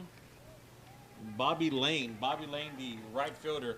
Beautiful catch for the first out. I'll tell you, that's a Texas leaguer that Bobby Lane made look so easy. He just came in. That should have been a tough play, but he was on it. He came in. He made a little basket catch, and he made it look simple. But believe me, guys, that wasn't a simple play. If you're listening on the radio, he made that look easy. Yeah, he did. Yeah, those plays like that, you can either make or break. Because the next, what happens if he would have missed it? The ball would have bounced by him, gone into the outfield, and that's an extra base for that runner right there. Right, and then he was moving. And then your pitcher has to worry about pitching with a guy on second. But plays like that really help out your pitcher. Let me talk a little bit about this stadium. This AAA stadium, to hit a home run here, you've got to really tag it. This is we have zero wind blowing. I mean, there's a slight breeze from right field to left field. But if here at this ballpark you want to tag a ball, you better tag it to get it out of the park. They don't come easy here. That's a strike number 2, swing and a miss. That's a 1-2 count now on the batter. And the reason I say that is because that last ball it seemed to be hit hard, but it just died out. So these outfielders are typically used to playing back. Here, the outfielders set up about midway. They're not as far back to the outfield wall. They're pulled in a little bit because to hit something over their head, it's going to take a shot. And right now, that's not happening. Nice hard hit ball over to left field. Left fielder tracks it down, gets underneath it for out number 2. Yeah, if you look just at dead center right here at the Uni-Trade Stadium, you're looking at 400 feet dead center. So on the sides, I'm thinking, 375 maybe, give or take? Am I correct? Yeah, it's about 375. You're right. So you're looking at 375 feet, zero wind blowing in. I mean, even the wind that's out there, it's not really a lot of wind. So it's a little bit harder. These players really got to muscle it up if they want to take it out that way. We got number 26 up from Mexico right now. Well, Lucas Golzinski did a great job of coming in on that ball, and these outfielders get a good jump, but it's very deceiving. You see that full swing, but the ball's just dead coming off that bat. So these outfielders, typically you'd see an outfielder kind of take a step back thinking, whoa, he just swung hard, but these Youngstown players have adjusted well, and they're not having to run very far, and they're staying underneath the ball. That's a good eye right there on Balcazar, number 26 from Mexico. Yeah, 1 ball, 1 strike now. 2 outs so far in the top half of this inning. Dribbler back over to the pitcher. Handles it safely. Out number 3, and that retires the side. So here in the top half of the 3rd inning, Mexico tried to get something going. They had some good hits. But Youngstown was able to come in with some beautiful catches in the outfield, right field and left field. They were able to get underneath it. That first catch there in right field, beautiful. To stop anything that Mexico had on that one. Yeah, let me tell you, Youngstown is doing all those little things you have to do to win games. If that right fielder drops the ball, you're in a bad situation. If you're just not playing good defense, the double play, the third baseman slinging that ball over the second, making a nice throw to second base to continue a fast double play, those added little touches help you get into the championship game. All these pitchers that are on the mound today, of course, are your best pitchers. So they're putting their best pitchers on the mound today, but as it goes on, what's going to help your team? You might have to put in a pitcher that your second, your third pitcher, so your defense is going to have to pick it up a notch. They're going to have to make those plays, those routine plays, to make that pitcher that much better. It's difficult when you're not making the plays and the pitcher's trying to do his thing in hot weather. It's Yeah, really difficult. And I liked what you said there earlier about doing the little things and having your defense kind of help you out and save you. Let's go back to the second inning, bottom half of the second inning. Shortstop had a routine, flying ball that he had there, and it kind of just slipped through his glove. Those are those little things. Now let's fast forward here to the third inning, top of the third. Youngstown's out there, nice hard hit ball to right field. Flies in here, slides in and catches it. It was a little more than routine, but he did the little things to keep his pitcher from throwing too many pitches too. And then you see from the batting perspective, pitcher's pitching you away. He's pitching you away. Well, guess what? As a batter, you go with the pitch. Go with the pitch. Don't try to pull the ball. Play baseball. It's going outside. Hit it opposite field. And that's what Youngstown does. It scores some runs. It's those little things that add up. If he's trying to pull the ball, he strikes out, you're not helping your team. You adjust, you loosen up. Hey, he's pitching me away. Well, guess what? I'm going to hit this ball right over the first baseman. That's good baseball. That's good baseball. That is good baseball, and those are the little things. Their strategy.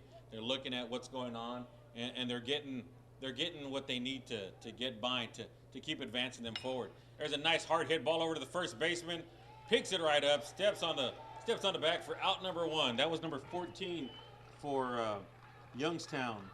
That was Justin Mickness on that hit. Jesus Cáceres at first. You got to love this field. It's just artificial turf makes these grounders that much easier. They come to you quick. You don't have to worry about a bad bounce. Well, and it goes back to we talked about the little lips between the turf and the dirt. He played it good. He stayed back on it. There's a nice hard hit ball to right field. Foul. Just foul. Right. That's out of play. The first baseman played back just enough to account for that in case it came in and hit that lip. He was still behind it to stay in front of the ball, so to speak. And so he played that one just right. That is going to be a situation that we'll be looking out, because if you're looking at playing a ball off that dirt on the backside where the turf and the dirt meet, you're right. If you don't play that right, it could get by you. There goes another nice hard hit ball to the first baseman. Pitcher running over. The first baseman says, "Don't worry about it. I got this, brother." He took care of it himself. Out number 2. So far, our first baseman, number 21, there has accounted for both outs. Jesus Cáceres doing a good job. Where the turf and the dirt meet, you're right. If you don't play that right, it could get by you. There goes another nice hard hit ball to the first baseman. Pitcher running over. The first baseman says, "Don't worry about it. I got this, brother." He's throwing less pitches, so it gets the momentum going a little bit to Mexico, because they're like, all right, we got this going now. We're in this. So far in this top half or the bottom half of the third inning, he's thrown 2 pitches. That's it. 2 pitches, 2 outs. And there's a swing and a miss for strike number 1. And earlier I did see Mexico did have somebody out in the bullpen in between the innings, so they had somebody out there warming up just in case. Right now we got number 33 for Youngstown. 33 is Lucas. This is the young man that made that beautiful catch out in right field, correct? Gazinski, yes, he did. Lucas Gazinski. There's that little kick that the pitcher does, and that's a foul ball for strike number 2.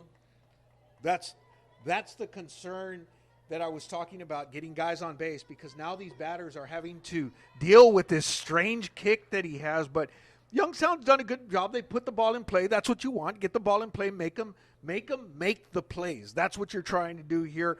But it's still awkward to bat against this kind of kick that this pitcher has. Yeah, and so far Mexico in this inning is doing those little things that we talked about. Backing up your pitcher, playing that defense to help them out. And so far Mexico's done that this inning, this top half of this inning. Right now we got a 1-2 count, so he's thrown more pitches on this guy than he has the first 2. That's right. Here we go. There's the windup. Let's try it again. He gets the signal. There's the windup. And the pitch. Swing and a miss. I'm sorry, swing and foul balls. Foul ball. Orly, I've seen a lot of balls kind of fly out into the stand right now, fly into the mesh, into the net. There's been a lot of talk in Major League Baseball, especially after some of the incidents that have happened. Minute Maid Park is a good example. Right, Cubs game. Yeah, during the Cubs game, which was totally devastating for the player that hit the ball. I mean, and I feel for him tremendously on what happened.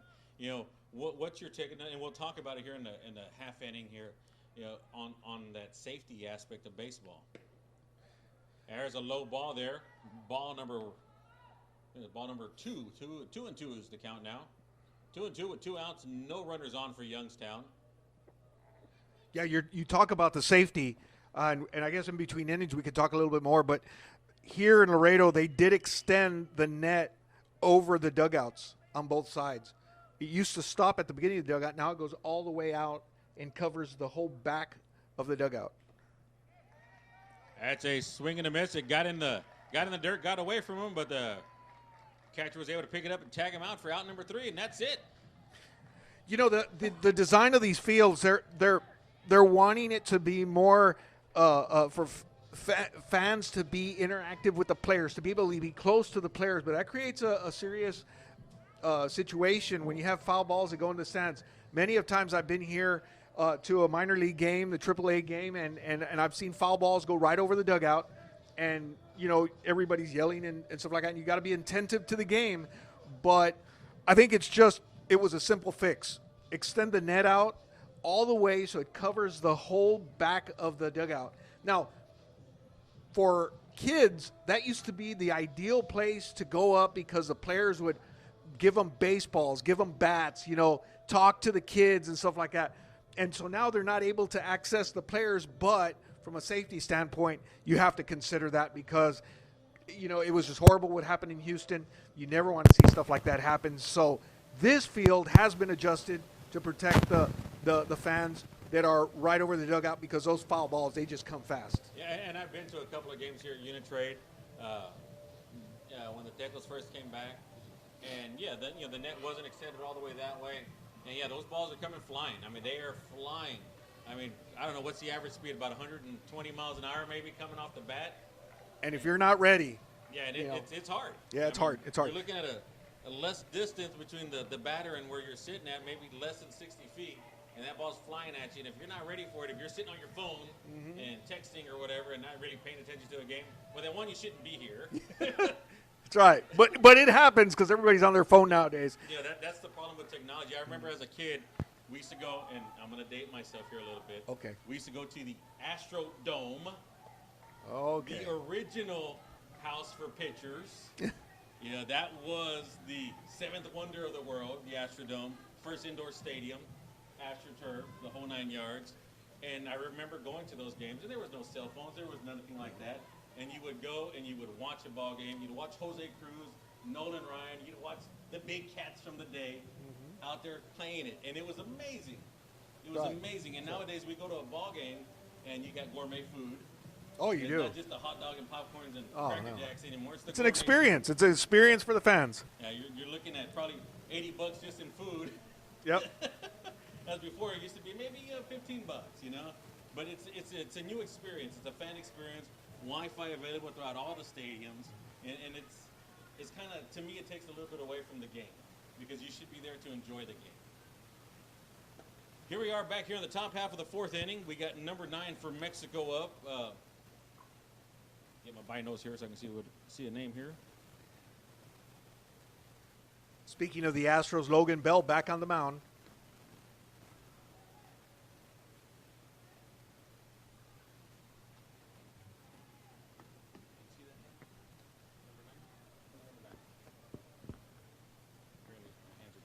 My hands are too shaky to see who's out there. That ball does get away from the catcher, though, but it's a 2-1 situation right now. 2 balls, 1 strike on the batter.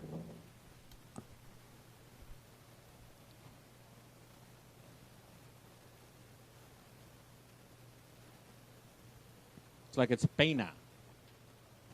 P-A-Y-A-N. Is that too high?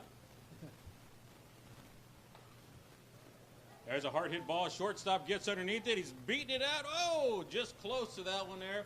But he is thrown out at first base for the first out here at the top of the 4th inning. Yeah, you got to love that play. I mean, the shortstop playing on this artificial turf, nice fast grounder, stayed down on it, comes up, uses his cannon to throw him out. That's just smooth baseball. Next up, we got number 34, Mr. Rivas here for Mexico. Number 34. We got one out here at the top of the fourth inning. We're playing 7 innings today. 7 innings in today's ball game. There's the windup and the pitch. A little bit in the dirt there for ball number 1. It looks like he was trying to play a little situational baseball there and bunt him over and get a little bunting there to get on base, to get that runner on base. Again, Mexico's down 4-0, heading into the middle part of the ball game here. There's a windup. That's a nice cut. That is foul. Foul ball. Foul balls. It's a 1-2 count now. It's a hot day,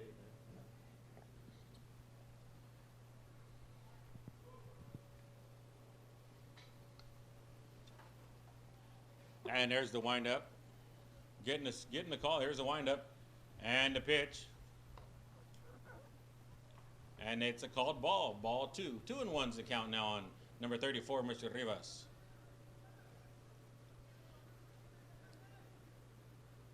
And talking it up out there, the third base manager's giving him the go ahead. There's a nice, beautiful hit to left field.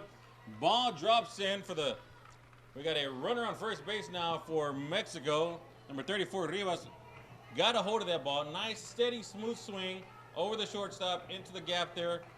Left fielder was able to stop it to hold from any extra bases. And like Orly said earlier, they're getting used to this field, and they're playing about halfway in between the infield and the outfield. They're in the halfway mark, so perfectly placed ball.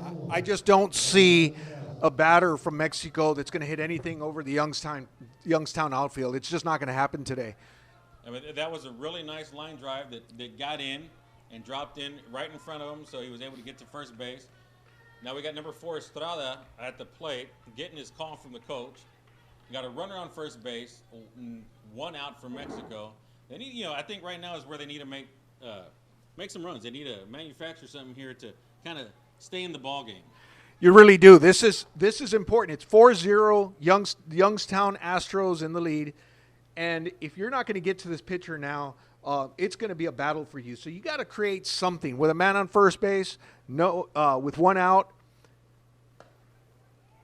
The windup looks like it was just a little bit inside there. It's a 3-0 count now for the batter. Mm-hmm. Now this is one of those. What does the batter do? Does he hold up? It's a situational baseball, right? Mm-hmm. Does he hold up, wait for that first strike to come in, or is the coach going to have him swinging away? No, this is hold up baseball here. You don't have power hitters for Mexico. You can't allow to help the pitcher. If he's gone 3-0, which Logan Bell hasn't really been struggling, but you can't help him out. You definitely have to make him throw to you. Youngstown's been doing a good job of that, extending the counts, getting long counts. Same thing on the end of Mazatlan, Mexico. They have to do the same thing. Extend the counts. Get the pitcher to pitch to you. You have a man on first. Let's see if maybe he'll walk a second batter. That'll create he'll walk this batter, which he does. So now you have a first and second situation. With 1 out. First and second with 1 out. Yeah, that was roughly about 5 pitches right there. And able to get that runner over to first base. So now the catcher comes up and says, you know what, give me a little bit of time. Let me get out there. Let me talk to my boy. Let me settle him down. And, I remember, I tell all these stories because I'm old, right? When we would do that back in the day, you'd go and talk to the pitcher. You really weren't talking about anything. You were telling jokes. You were telling jokes to kind of settle each other down. And at least that's what I would do. And I know my brother did that a lot also. We'd get to the point where the umpire would have to go, hey, guys, let's get back into it. Well, in this situation, that's before the coach goes out there. Give the catcher a chance to settle him down. Remind him we're up 4-0, man on first and second. Ball hit to the shortstop side, we have a chance to go to third. Ball hit to the first base side, we had a chance for a double play. Stay in the game. It's a nice little dribbler over to the third baseman. He looks over at the second base. He gets that runner coming into second base. So now we got 2 outs now. 2 outs. We had a third baseman. Good job to stay with it. He throws the second base. Get the out. That's what they need. They need outs. So the first, and plus the batter was just a fast runner to get on. But good play by the third baseman. Now you have a situation where Logan Bell has 2 outs with a man on first and third. So middle of infield, play back, and, pitch it down, get that ground ball, easy play at second base. Let's get out of this inning. So let's see if Logan Bell can keep that ball down and create a grounder for his defense. As Mexico did come alive so far this inning. They are challenging. It was on 2 walks there that they got on. They did get a nice ground ball that was a fielder's choice. He went ahead and got the out, the force out at second base. But you put runners on the corners now. Logan's still struggling just a little bit now. It's another ball right there for Logan. The top 3 innings, he really hadn't thrown too many balls. He had Mexico on their heels, where I think they're starting to settle in and they're knowing where he's going and kind of reading the pitcher. There's a nice strike there by Logan Bell. Yes, this is Mexico's biggest chance right here. They got 2 on the corners. I think they need to manufacture a run right here. If they can get one in, they're still in this ball game. Nice cut there by the batter. Goes foul. Foul ball. Yeah, the batter's waiting on a fastball. Let's see what Logan Bell does here. Does he come back with his bread and butter, which is his fastball, or does he change it up a little bit? It looked like the batter was on his fastball, waiting on a fastball with 2 strikes. Let's see if he throws something maybe in the dirt, maybe something away from the batter. Let's see what he does. Yeah, make him chase it. Let's see what he does. There's the windup. There it is. There it is. He went with his changeup. Great job keeping it right over the plate, but it was the change of speed that caught the batter off guard. And that retires the side after 3.5 innings of play. And here, Mexico still down 4-0 over Ohio. I was talking earlier with the Youngstown radio guy, and there's a connection between Ohio and Laredo, Texas. Did you know that? You don't know the connection. Well, the Cincinnati Reds. Oh, that guy. Yeah, that guy. Okay, there's a local boy from Laredo, Texas, that is the bench coach for the Cincinnati Reds, Freddie Benavides. Yeah, Freddie Benavides talking about going old school. Yeah. Played in, it wasn't this field because we didn't have this, but it was West Martin Field back in the day. Right. Veterans Field, I think. It's in the LISD, one of our school district's complexes. He played in that area, played in the fields for Nixon High School. That's right. And he advanced his career and went up to the college and got called up to the bigs. Played some games in the bigs. He played for Cincinnati. Cincinnati. Then all these years later, he comes back. He was the first base coach last year. Now he's the bench coach this year. Had to manage some games because there was an incident. Right. So I'm talking to the radio announcer, and I'm all excited because hey, Laredo, Ohio. He looks at me and he says, well, Youngstown's like 4.5 hours from Cincinnati. I know Texas is big, but that's kind of far for us. I'm a Cleveland fan. Oh, he's yeah. Indian. So he put me in my place. So apparently Youngstown has a lot of Cleveland fans. I guess they're closer to Cleveland than they yeah, are to yeah. So then I said, oh, well, you get Puig. Yasiel Puig has been traded. He's going over to Cleveland. And he kind of looked at me like, well, I don't know. So it's yet to be seen what the fans think of Puig in Cleveland. Now, I know he hits the ball a ton, and he helped out the team the other night. But overall, is Cleveland happy with this trade? The fans. And I don't think any fan is really truly happy when one of their players gets traded. Especially after they've seen him for a bit there, for a minute. And it's like, well, why are you getting rid of my favorite player? My son has his jerseys, and what's going on, Hey, I went to a restaurant. They had a sandwich named after Puig. Really? What are they going to do now? I know. It's trouble. What kind of sandwich was that? Okay. I don't know. All right, so back to action here in the bottom half of the 4th inning. Youngstown up, number 23 up to the plate. Already with a strike on him. There's a windup and the pitch. Strike number 2. That looks like a little change up there by the pitcher. This is number 23, Brandon Gelpi. Looks like Mexico starting to settle in here in the latter part of this game. There's the windup. There's the kick and the pitch. In the dirt for ball number 1.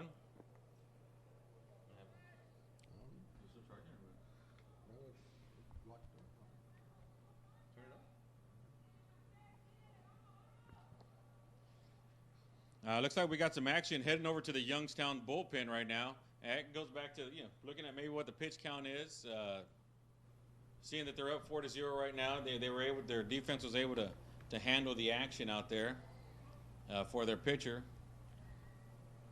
Yeah, the design here it has a bullpen that's out in right field, and these teams. Oh, called strike number 3. That was a good pitch. Beautiful, beautiful pitch there for Mazatlan, Mexico, taking Brendan out. So you have the phones in the dugout that call the bullpen to try. So these teams aren't big enough to keep their staff in a bullpen. So these players, in order to warm up a pitcher, have to get up and run out into right field, open the big gate, get inside, and they're actually out of the view of the game. So they're out there and warming up, and unless they know to use the phone, those guys have to keep peeking out through the door to see what's going on. They're not used to this setup, so it's going to be interesting. It's a minor thing, but if you're the manager of the team, you want to be in communication to find out if your guy's ready. And here it's blocked. So I don't know if they explain the phone system how it works or if it's even turned on for them to use. But that's going to be something that Youngstown's just going to have to probably have a runner going back and forth saying, hey, are you ready? Or when he's ready, come back to the dugout. Yeah, and the way it looked at, there was 3 people going out there. So I think they do have that runner, unless it was 2 pitchers that are going to be, warming up, deciding which one to take. Right now we got a 1-2 call. 1-2 on the batter on number 6 on Brendan O'Shaughnessy. Now we got 1 out, nobody on for Youngstown. I go back to this windup. It seems to have cooled Youngstown down. They're just, that timing is just off for them. You had him guessing on that one right there, but a ball in the dirt, 2-2. That was a good eye by Brendan there, not to swing at that one. I think the pitcher was hoping he'd swing at that one and get him sitting down. Yeah, you could see the pitcher now has a little bit of swag in him. He's really warmed up a little bit. He's keeping their timing off. There's the windup and the pitch. Oh, called strike number 3. That's the second strikeout of this inning. You could see that the batters are just having a hard time, and it's not that the pitches are any different. It's the windup, I think, that's bothering them. They're having a hard time with that windup. Number 17, Brendan Peck, is up to the plate now with 2 outs, nobody on. Pitcher settling in nicely. There's the windup. And the pitch. Swing and a miss for strike number 1. You definitely see a different pitcher out there. He's taking his time. He's walking behind the mound. He's looking around. He's getting the ball ready and getting back on the mound. He's taking his time. He's got a rhythm now. He's moving along. Yeah, there's no rushing right now. No. He has nobody on, and so he's comfortable. Nice high foul ball coming back our way, and flies over the roof there for strike number 2. He's taking his time. He hasn't really been pressured in the last couple of innings. So I think he's got that groove. He's in his rhythm now, and he's putting some nice pitches together and getting through these batters faster than he was in the first couple of innings. So we got an 0-2 count on Brendan. And there's the windup. And the pitch. Strike number 3, and that retires the side. 3 up, 3 down. That's the kind of way that you want to see it, especially for this young Mexico team. Yeah. 3 batters up, 3 batters down. 0 damage done in that inning. Que bruto. He just did a great job out there. Kept Youngstown off balance with his pitching. And, boy, if he would have done that earlier, it'd be a different game. But Youngstown jumped on top of Mazatlan, Mexico, got the runs, so they're able to battle through this. But now it's going to be interesting. What do you do here? You're bringing your pitcher back on the mound. Logan Bell, well, we'll wait and see. He's not on the mound yet. There he comes. There he is. Yeah, so he's back on the mound. Yeah, if you look out towards right field line over the HEB sign, there they are. You see your 3 players out there. You got your catcher and your pitcher, Yeah, maybe one of it's your bench coaches out there kind of looking at him. It's kind of, they welded like a platform with some benches up above the outfield fence. So in order to warm up the pitcher, you have to walk down the stairs and then warm them up. But once you're done, you walk up the stairs. Now they're in view of the head coach from Youngstown. So any signal given, they're ready to go. They're ready to come in. Yeah, and we have a nice little crowd here, and it's a morning game. Yeah. It's in Laredo. It's hot. Mexico. What I know about Mexico, and we've lived in Mexico. We've played against Mexico several times back in the day. They travel well. The families travel with their kids. This is a vacation for them. Absolutely. They're coming here, hopefully spend some money here in That's Laredo right. for us. But they do have a nice contingency of fans out here, and like I said, a lot of it's the parents, and you can hear the parents making that noise for their sons and for the other people's sons, the ones that weren't able to travel. A couple of the fathers are sitting down here by the dugout. Right. And I remember my dad used to do that, and I'm sure your dad used to do that back in the day too. Stay within shouting distance. Oh, yeah. And I think that's what made it even more nerve-wracking when Dad was standing there. That's right. Yeah, but so far so good. It looks like they haven't said anything to their kids. They're staying out of the way. They just don't want to be by the moms. That's right. All right, here we got number 29 up for Mexico. Y bienvenidos a los de Mazatlán, México. Estamos aquí en su casa. Ojalá que tenga un buen torneo y pues a ver qué pasa. Pero bienvenidos a Laredo. Well said, Orly. Well said. That's my, little spiel for our Mexican brothers. There you go. I know we got several international teams here today, and there's the windup and a pitch, and that's a swing and a miss for strike number one. We got several international teams here for this tournament. Like you said earlier, we got Mazatlán, Mexico. We got a team out of Germany this year. Yeah. We got a team from Taipei, which was here last year also. They won it all last year. And we got a team and that ball's in the dirt for ball number one. We got a team from Puerto Rico here, if I'm not mistaken. Yes, we do. And I don't know if you know this, but Laredo does have a little tie to Puerto Rico. Uh-oh. Oh, yeah. See, now I'm going to get you on this Okay. one. You see, I work a lot with the arts here in Laredo. And I work a lot with a local company. Swing and a miss. Strike number two. Looks like he fouled that one off. Going to check the catcher, make sure he's okay. I work a lot for a theater company here in Laredo Theater Guild International. And it's truly, the past couple of years have been an international summer. Okay. 2 years ago, we did In the Heights, was by Lin-Manuel Miranda, who is from Puerto Rico. Very great composer and artist and writer of plays. This year, we did a musical called Mary Poppins. Oh. Here's the thing. When we did In the Heights, since it was from a Puerto Rican writer, we actually called a friend of ours in Puerto Rico. And he brought 6 dance students from Puerto Rico to Laredo to perform in the Heights and teach them all the choreography. This year, 2 dance students from Puerto Rico were here, and we were able to fly in their parents to see one of their shows, which was amazing because they didn't know it. Wow. So the arts side of Laredo is very in touch with Puerto Rico. And another note on that was that one of the parents, let's get back to action real quick. Oh, that's a strike number 3. And that retires that young man right there for Mexico. One of the young men that was here dancing, his parents are friends with Lin-Manuel's parents. Okay. Which was the writer of Hamilton and the writer of In the Heights. Now, they asked him, hey, they're doing your show in Laredo. The moms called the moms. You know how moms are? Yeah. They're doing your show in Laredo, mijo. You need to tell them something. He sent the message to the cast here in Laredo saying, muchas gracias, and thank you very much for continuing the Latin traditions. How about that? That's a swing and a miss for strike number 1 there for Mexico. Right now we got the 0-1 count, 1 strike for 39, Mr. Garcia. I know that had nothing to do with baseball, but it's Puerto Rico. Yeah, I was going to apologize to my Youngstown friends and let them know that I'm not too familiar with a lot of what you just said, and I'll stick to baseball. But back to Logan Bell. He struck out that last batter. The setup of his pitches set him up. He's using his changeup, and it's working for him. Although he's throwing his fastball, but that changeup is really moving for him today.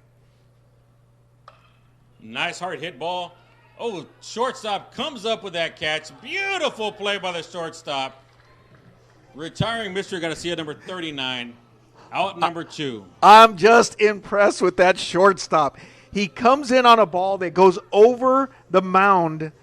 He slides, and as he's sliding, the ball takes like a bounce that's like 3 or 4 feet up in the air. So as he's sliding, he lifts up his glove hand, and gets that ball in his glove, and from sliding position and his glove up in the air, is able to stand up and throw to first. That is a major league play. That is a play that should be on ESPN. I hope his family, his friends, everybody saw that play because that was dynamite.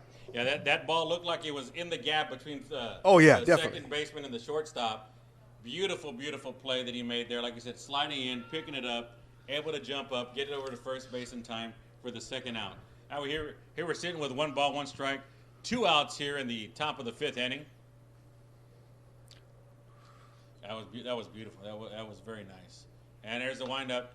Nice hit over to the left field. Does go foul. And that was one of those check swings. Wasn't a full swing. Kind of careens over to the left side, going foul. Foul ball there. 1-2 count now on the batter. You know, you have the Mazatlan pitcher who's changing his windup, and that's how he's throwing off the players. Here, Logan Bell, he's doing it the traditional way, throwing a fastball, curveball, changeup, changing speeds. And so these Mexican hitters they're just trying to check swing because they don't know what's coming. And there's a swing and a miss for strike number 3, and that retires the side. So here we go. After 4.5 innings of play right now, Youngstown, Ohio, still on top of Mexico, 4-0. Again, all their runs came in the first 2 innings. Right. The third inning, the first inning, the second inning. From the third inning on, Mexico has kind of relaxed and slowed down and was able to control what's going on out there on their side. But on the other hand, Youngstown has been hot the entire game. Logan Bell has been putting the balls where they need to be. His defense has been right on top of him, helping him out for those situational plays. We just had the shortstop make a beautiful, beautiful snag. Earlier, we had the right fielder make a beautiful snag sliding in. His defense is helping him. That's right. Staying behind him. That's right. So it's and that's important for tournament play. That's important for a shortstop to make a play like that. It builds up their confidence. That we're here to play. We're not here to just sit around. We're here to play. And you come into the game and you make errors. That takes you into your next game. This field. How am I doing? Right now, Youngstown's doing a good job. Now, I don't tend to worry that they're having trouble with this pitcher simply because of that windup, because you're not going to see this type of pitcher, throughout the tournament. So I'm not too worried about that. I like the fact that Youngstown took advantage of the situation and got some runs on the board and were able to protect their lead. And now they're just their defense is covering. Now you have to think about Logan Bell. It looks like they're committing to him. They're going to keep him out there. I don't see the bullpen moving. Maybe they are because they're gone, but they're not on the platform anymore. Maybe they're down warming up. That might have been his last inning, and now they're going to come in with some relief. I'm not sure, but they're in a situation where they could do that, so he's got to make the call. Here we go. We got number 4 for Youngstown, Chase Franklin up to bat. Youngstown does have a comfortable 4-0 lead right now going into the bottom half of the 5th inning. And Chase tried to put down a bunt just to kind of manufacture another run there. Yeah. Kind of situational baseball. Let's get another run on the board. Let's push that even further so we can continue to support our pitcher, Logan, and help him out in his cause. Well, you got to manufacture something. You got to do something to get on base, to change up this pitcher. Once you get him into that stretch mode, that's a nice cut that went foul. Youngstown seems to be able to control that pitcher. Now they're able to do something. So not a bad idea to put the ball in play. I'm just concerned with this artificial turf, and you bunt the ball. What does the ball do? It looks like it dies out really quick. It doesn't kind of hit that little gap you need to get a single off of it. So it's really a tough decision if you're going to bunt. And I think it was a good call on that one. Ball kind of squirts away from the catcher there for the first ball. I think it was a kind of a good situation for Youngstown to do that. One, because you did have all the players back. Yeah. And that ball kind of dies out. It's up to the catcher to get up to that ball, depending on where where he lays it down at. Right. So here we go. 1 ball, 2 strikes on Mr. Franklin. And there's the windup. There's that little kick. And there's the pitch. Nice hard hit ball to left center field. Left fielder misjudged it. Gets behind him. There goes Mr. Franklin turning second. Going for 3. Here comes the ball was being tossed in there. That's a triple. Stand-up triple for Mr. Franklin. Yeah, he did a great job there. You know, he put the ball in the outfield. It looked like a routine outfield fly ball. They're going to catch it. And think about this. He hits a fly ball to left field. Left fielder looks like he's under it. You could typically start jogging, start walking. Oh, I made another out. But what did that batter do? He continued to run. He was running full speed the whole way. Fly ball. They're going to catch it. And think about this. He hits a fly ball to left field. Left fielder looks like he's under it. You could typically start jogging, start walking. Oh, I made another out. But what did that batter do? He continued to run. He was running full speed. Takes a big cut and a swing and a miss for strike number 1 for Ricky. Boy, he's nodding his head like, yeah, that was my pitch. That was my pitch. That was my pitch. With no outs, they're up 4-0. Coach is letting him swing. He's got a guy on third, so he's looking for the RBI. But that was a pitch that was in his wheelhouse, and he just missed it. It looks like the right and left fielder are playing deeper. Center fielder is kind of about the shallow center there for this one. There's a windup and a pitch. Nice high foul ball going over the first base dugout. 0-2 is the count now for Ricky.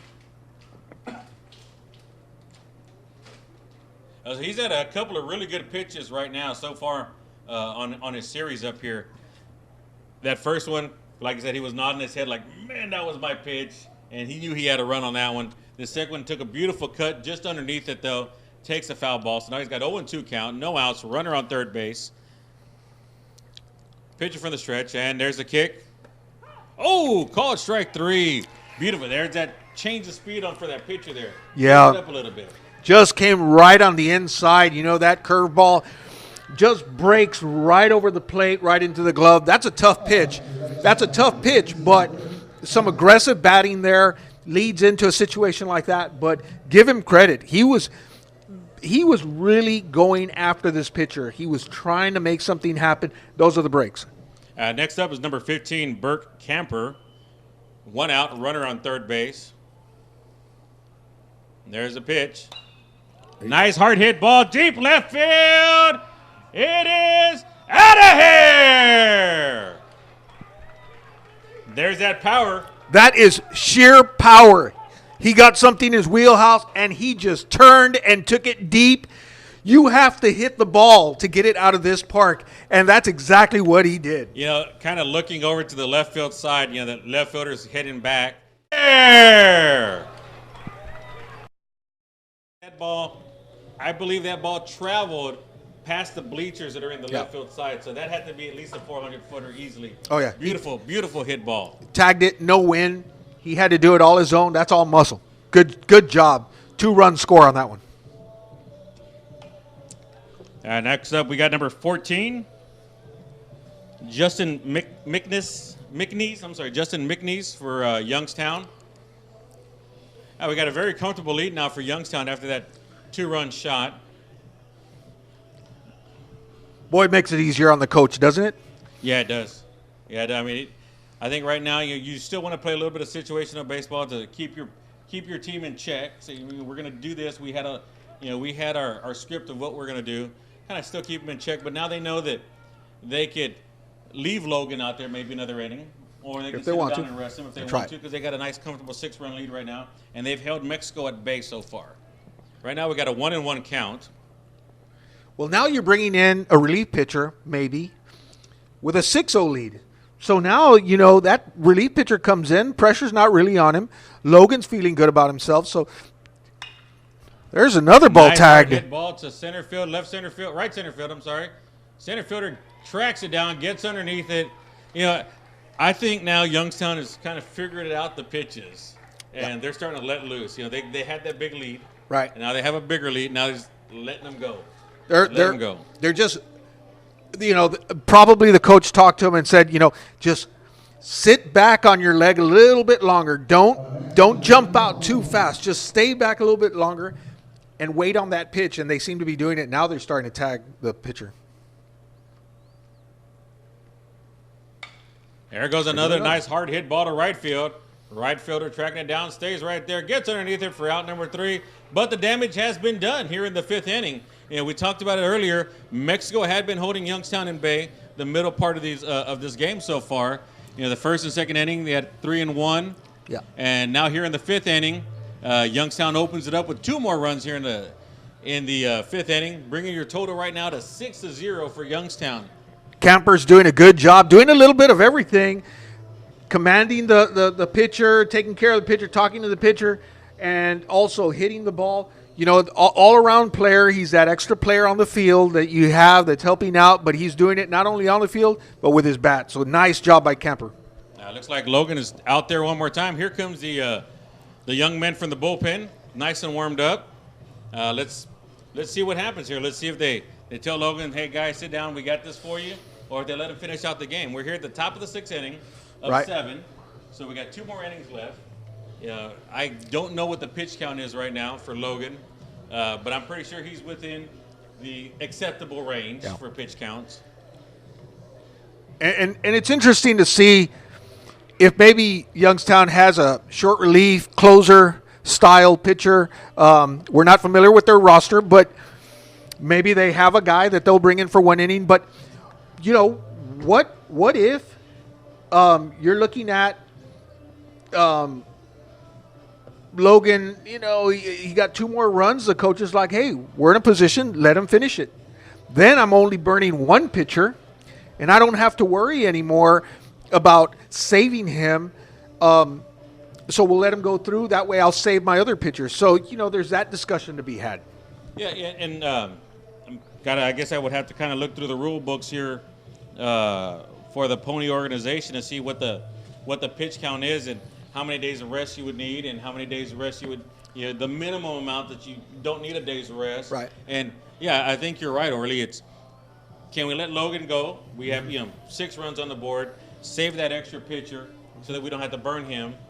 We leave Logan out there, finish the game, gets a day rest, gets 2 days rest. That brings him back into maybe the semifinal area, right? If they're still in it later on Saturday, Sunday. That's right. And this is what the coach wanted. He wanted a big game from his starter. Put him on the mound, command the game, take care of it, and guys, back him up, get him some runs. That's exactly what happened. They scripted this out, talking about the acting. They scripted out. This is what we want, guys. We want to get him some runs so he could be comfortable on the mound and we can ride him. And that's what they're doing right now. Right now we got number 26, Mr. Balcazar, up for Mexico. Yeah, I don't know if y'all caught this earlier. We might have a little injury to our cameraman out there in the first base side. Youngstown was warming up, and that's a foul ball there for Mexico, bringing a 1-1. Youngstown was warming up, and the ball kind of got away from the warm-up guy and right into the cameraman. So I think he's got an ice pack on his hand. So, he doesn't have a net around him like everybody else. No. Here you go, 1-1 count for Mr. Balcazar. Logan still on the mound, in command of this game. And there's a windup and the pitch. Nice hard hit ball over to second baseman, tracks it down, gets it over for out number 1. You can just see how that ball just dies out. That second baseman did a little backhand. It almost seemed like the ball was slowing down when he picked it up. It just didn't have enough force. That's something to consider. If you're in a situation and a ball's hit like that and you don't charge in fast enough, you just might get yourself out of a potential double play or something like that because you're thinking the ball's coming faster than it really is. So, once again, learning the field. How many other teams are here? The teams that are playing next are already here. How many are looking at that and saying, hey, guys, check out this field. It's not moving as fast as we thought it would. Being, artificial, you would think, oh, it's going to really come. The ball's really coming. It's not. So shortstop, second basemen, they're going to have to start charging the ball a little bit faster to get used to that idea of coming in to make plays and not staying back because the ball's dying out. Traditionally, and you could see it, the second baseman, shortstop are playing towards the back. On a normal field, they'd be on the lip of the grass to the outfield. Here, that tends to be a little bit too far with these slow balls. They're having to come in hard. Up now for Mexico, we got number 15, Munoz. Takes the first called strike. And that's right, what you were talking about, Orly. Called ball on that one, 1-1. It's exactly right what you're talking about. There's the second baseman still playing in a traditional spot, out there on the lip of the field, which would have been the grass from the dirt. He's still kind of playing there. But as I watch him play, it's a nice hit ball over to the third baseman. A little high for the first baseman, but he brings it in for out number 2. As I'm watching him, as the pitch goes, they cheat in a little bit. They start to cheat in and don't stay all the way back on that lip. So they're cheating in. They're kind of anticipating, the field, so to speak. Now, I don't know. I think last night all the teams might have had an opportunity to do a walkthrough here at the stadium and kind of feel it out. But it's nothing like being in a game time situation. That's right. They could have easily just taken baseballs and rolled them, and just to see what it does, and they see that it dies out. So, now we got number 34, Mr. Rivas, now for Mexico. There's the windup and the pitch. That's ball number 1.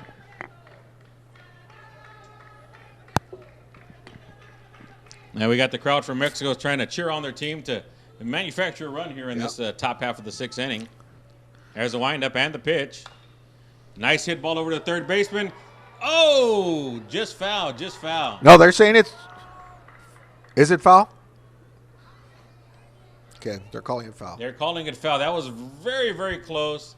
I'd have to see an instant replay on that one. Yeah. Unfortunately, we don't have the instant replay capability, but it did bounce over to the left of third base, going foul. Very close, though. That was close.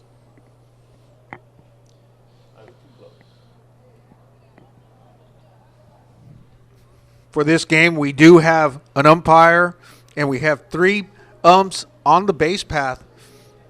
Excuse me, we have 1 at first, 1 at second, 1 at third. So the crew is a crew of 4 that are, running the field. We don't have any outfield umpires, but we do have them at first, second, and third, and at home.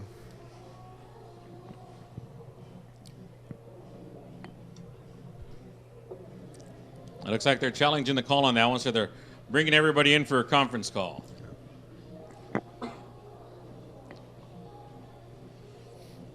Well, the call on the field right now, it's foul. So now all the umps are together. They're discussing it. The left field line umpire looks like he's in charge of the discussion right now. Yeah, I think they want to ask him, what did you see? I think the home umpire might have saw something a little different. But again, left field umpire was right on top of that area. Right. He was standing just back on the fringe there. So he was right on that area, and he was able to see a clearer shot of what he believed to be a foul ball. Discussion is made, and it is called a foul ball. Now, see, and that's the beauty of it. They get together, they talk about it.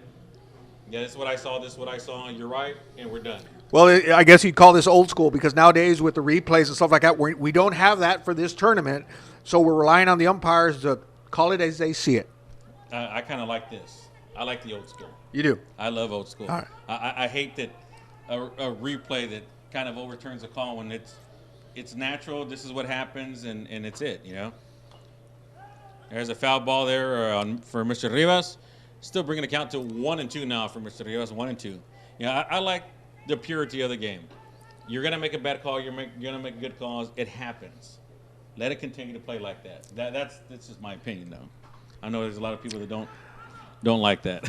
Yeah, a lot of people are rolling their eyes, saying, you in particular. Get back on the stage. Get out of the stadium and get back on the stage. Nice hard hit ball to left field. Left fielder does track it down, and that's it. That's the end of the inning. After 5 innings of play, 5.5 innings of play, Youngstown still on top, 6-0.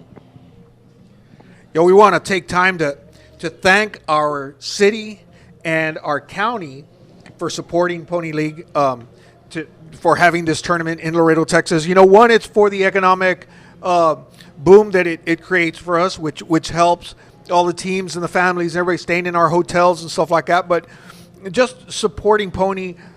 We have a big Pony program in Laredo, Texas. Thank you to Richard Rosas, president, who helped put this together. But it also gives a chance for teams like Ohio, teams like California, to come, teams like Texas, to actually play here and play against international teams such as Mexico. I know Puerto Rico, we call that international, but it is. Taipei. Germany, Taipei. Last year's Taipei team, their starting pitcher was drafted number 1 in their draft, in their major league draft in Taiwan. The catcher was number 2. So there's some big boys coming here to play. And so the talent is real. And so for our United States teams to be able to come to Laredo and play against these international ball clubs, I think that means a lot for everybody. I remember last year's game.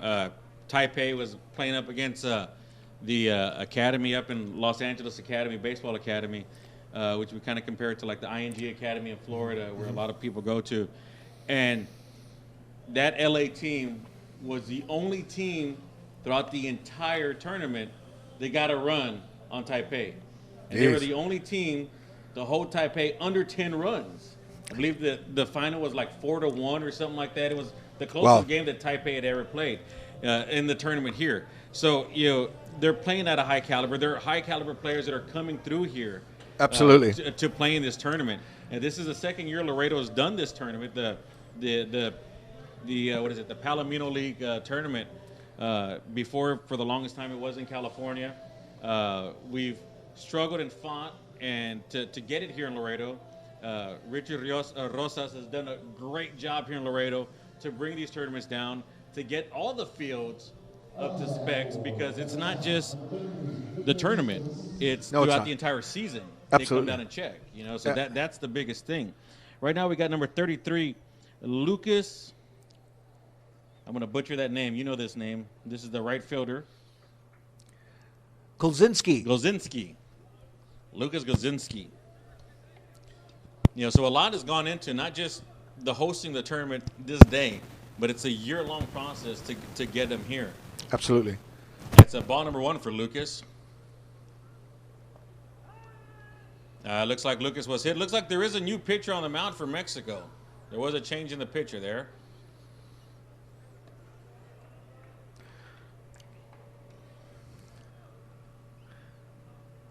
Number 7's now on the mound for Mexico. Renato Vizcarra is on the mound. We got number 2, Vince Armani, up for Youngstown. So strike number 1 on Vince. Yeah, the runner on first base after that hit batsman. There's a windup and the pitch.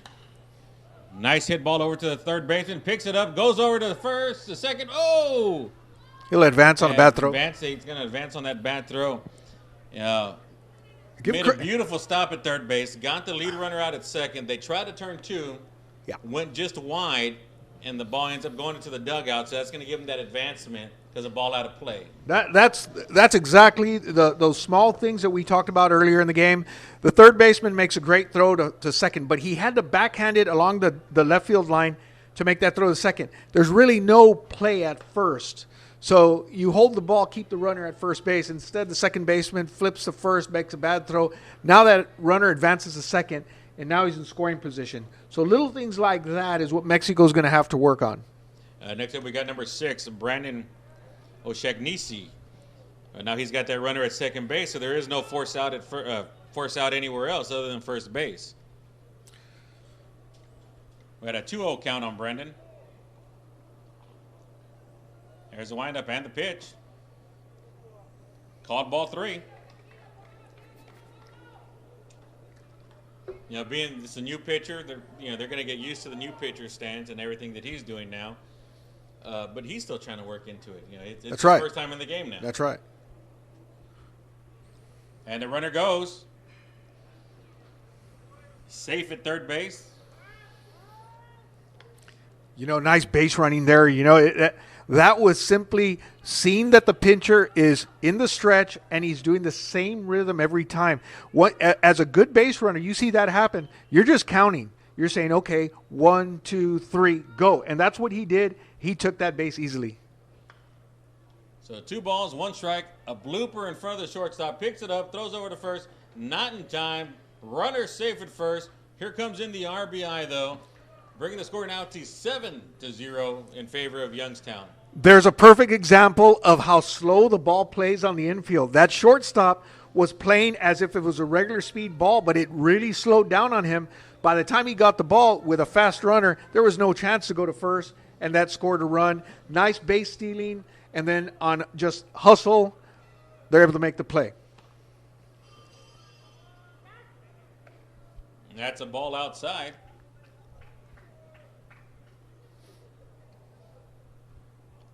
One and no's the count, 1 out, runner on first base. Youngstown has scored another run this inning, bringing the score up, the total up to 7. Called strike there, 1-1. Yeah, Youngstown is doing those little things. They're, like you said, watching the pitcher. They're counting down. It's a new pitcher, so they're getting used to his rhythm. But the runners so far from Youngstown are taking beautiful leads off the base there. Ball number 2, taking nice leads off the base. They challenged the once right now. They threw it back down the first base line to push them back. But these runners, they got speed. They got speed. You saw a little bit of power from Youngstown, but you also see that they know how to run the bases. Swing and a miss, sir. Strike number 2. Usually stealing third base is is one of the hardest bases to steal. And earlier he took third base like nothing. Yeah, they took third, but once again, they see what the pitcher's doing. If he's doing the same thing and the timing is the same. Nice blooper out to shallow left field. Left fielder lets it drop in front of him. Everybody safe. Now here comes Youngstown one more time, manufacturing base runners, getting them in position to score some more runs.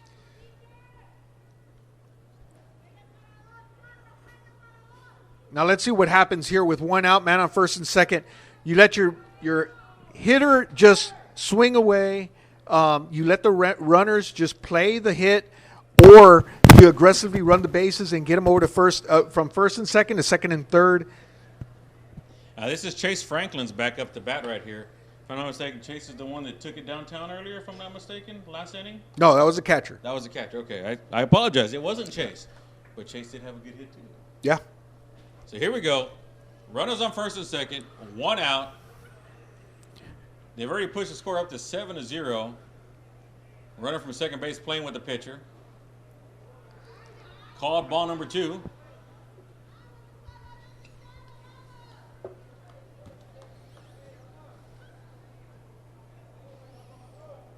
Yeah, I'm not sure if there is a 10-run rule in this game. I believe there is. I think they kind of just, if they can push over 3 more runs, that's it. I think that's the ball game. Good eye on that one. Didn't swing on that one. It was pretty close, but they did call it a strike. 2-1's the count. Franken's up there to hit. The coach has not given any signs, so he's free to hit. Let's see what he can do here with this pitch. Ball a little low for ball 3. 3-1's the count now. 1 out. And being with a new pitcher out there, your infielders talking to the pitchers, hey, come on, settle down. You're doing a good job. Don't worry about it. Relax. Let us help you out. Well, on a 3-1 right here, look for Franken to just jump on this. Oh, nice discipline. Good eye on that ball. Walking the bases loaded now. Here we go. That's great discipline. You see 3-1, your coach is letting you swing away. He's giving you a chance to, do something with this pitch.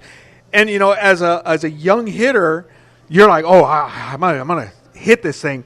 But, there's also that discipline of the game. He understands if I get on base, I load the bases, and the big boys are coming up to the plate. Yeah. I don't have to do it myself, so let me just get on base so that I can manufacture some more runs. So that's really nice baseball by Franken. Now here goes number 41, Ricky Harveld up. That pitch is just a bit high. Ball number 1. Yeah, you got the bases loaded. 1 out here in the bottom half of the 6th inning. You know, Youngstown has been able to manufacture those base runners with beautiful hitting, dropping it into the left field, right field areas. Just little bloopers out there. And it's a ball number 2. Youngstown looking to open this up, even though they're up 7-0 with bases loaded and 1 out, and your top hitters at the plate. Look out. There you go. And there's the windup and the pitch. That's a strike number 1 there. 2-1's a count on Ricky Harvell.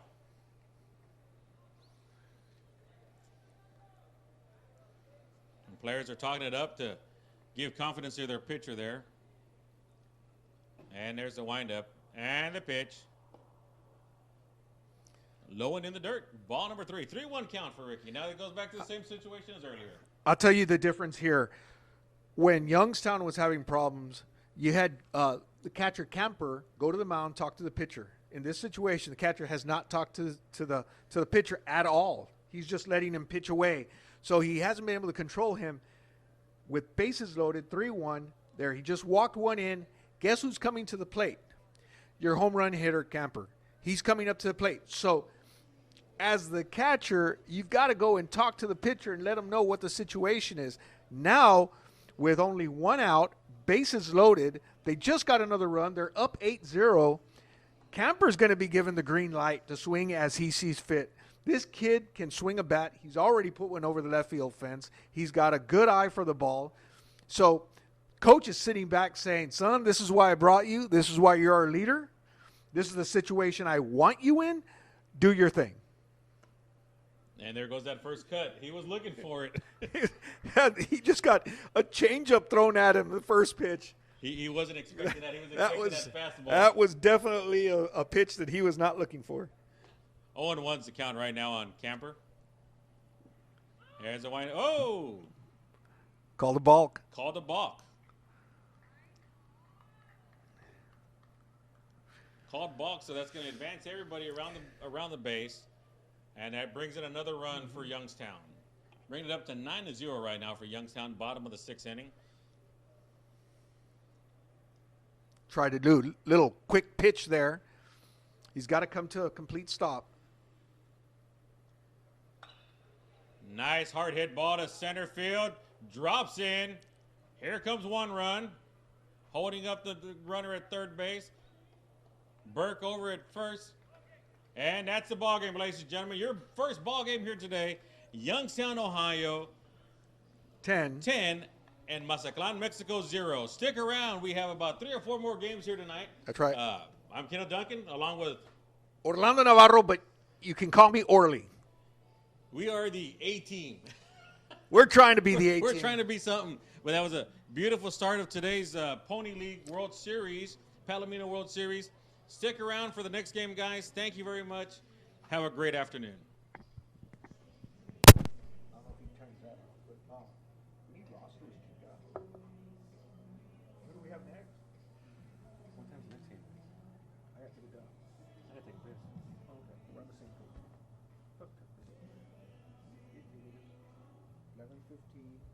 Game 2 is at 12.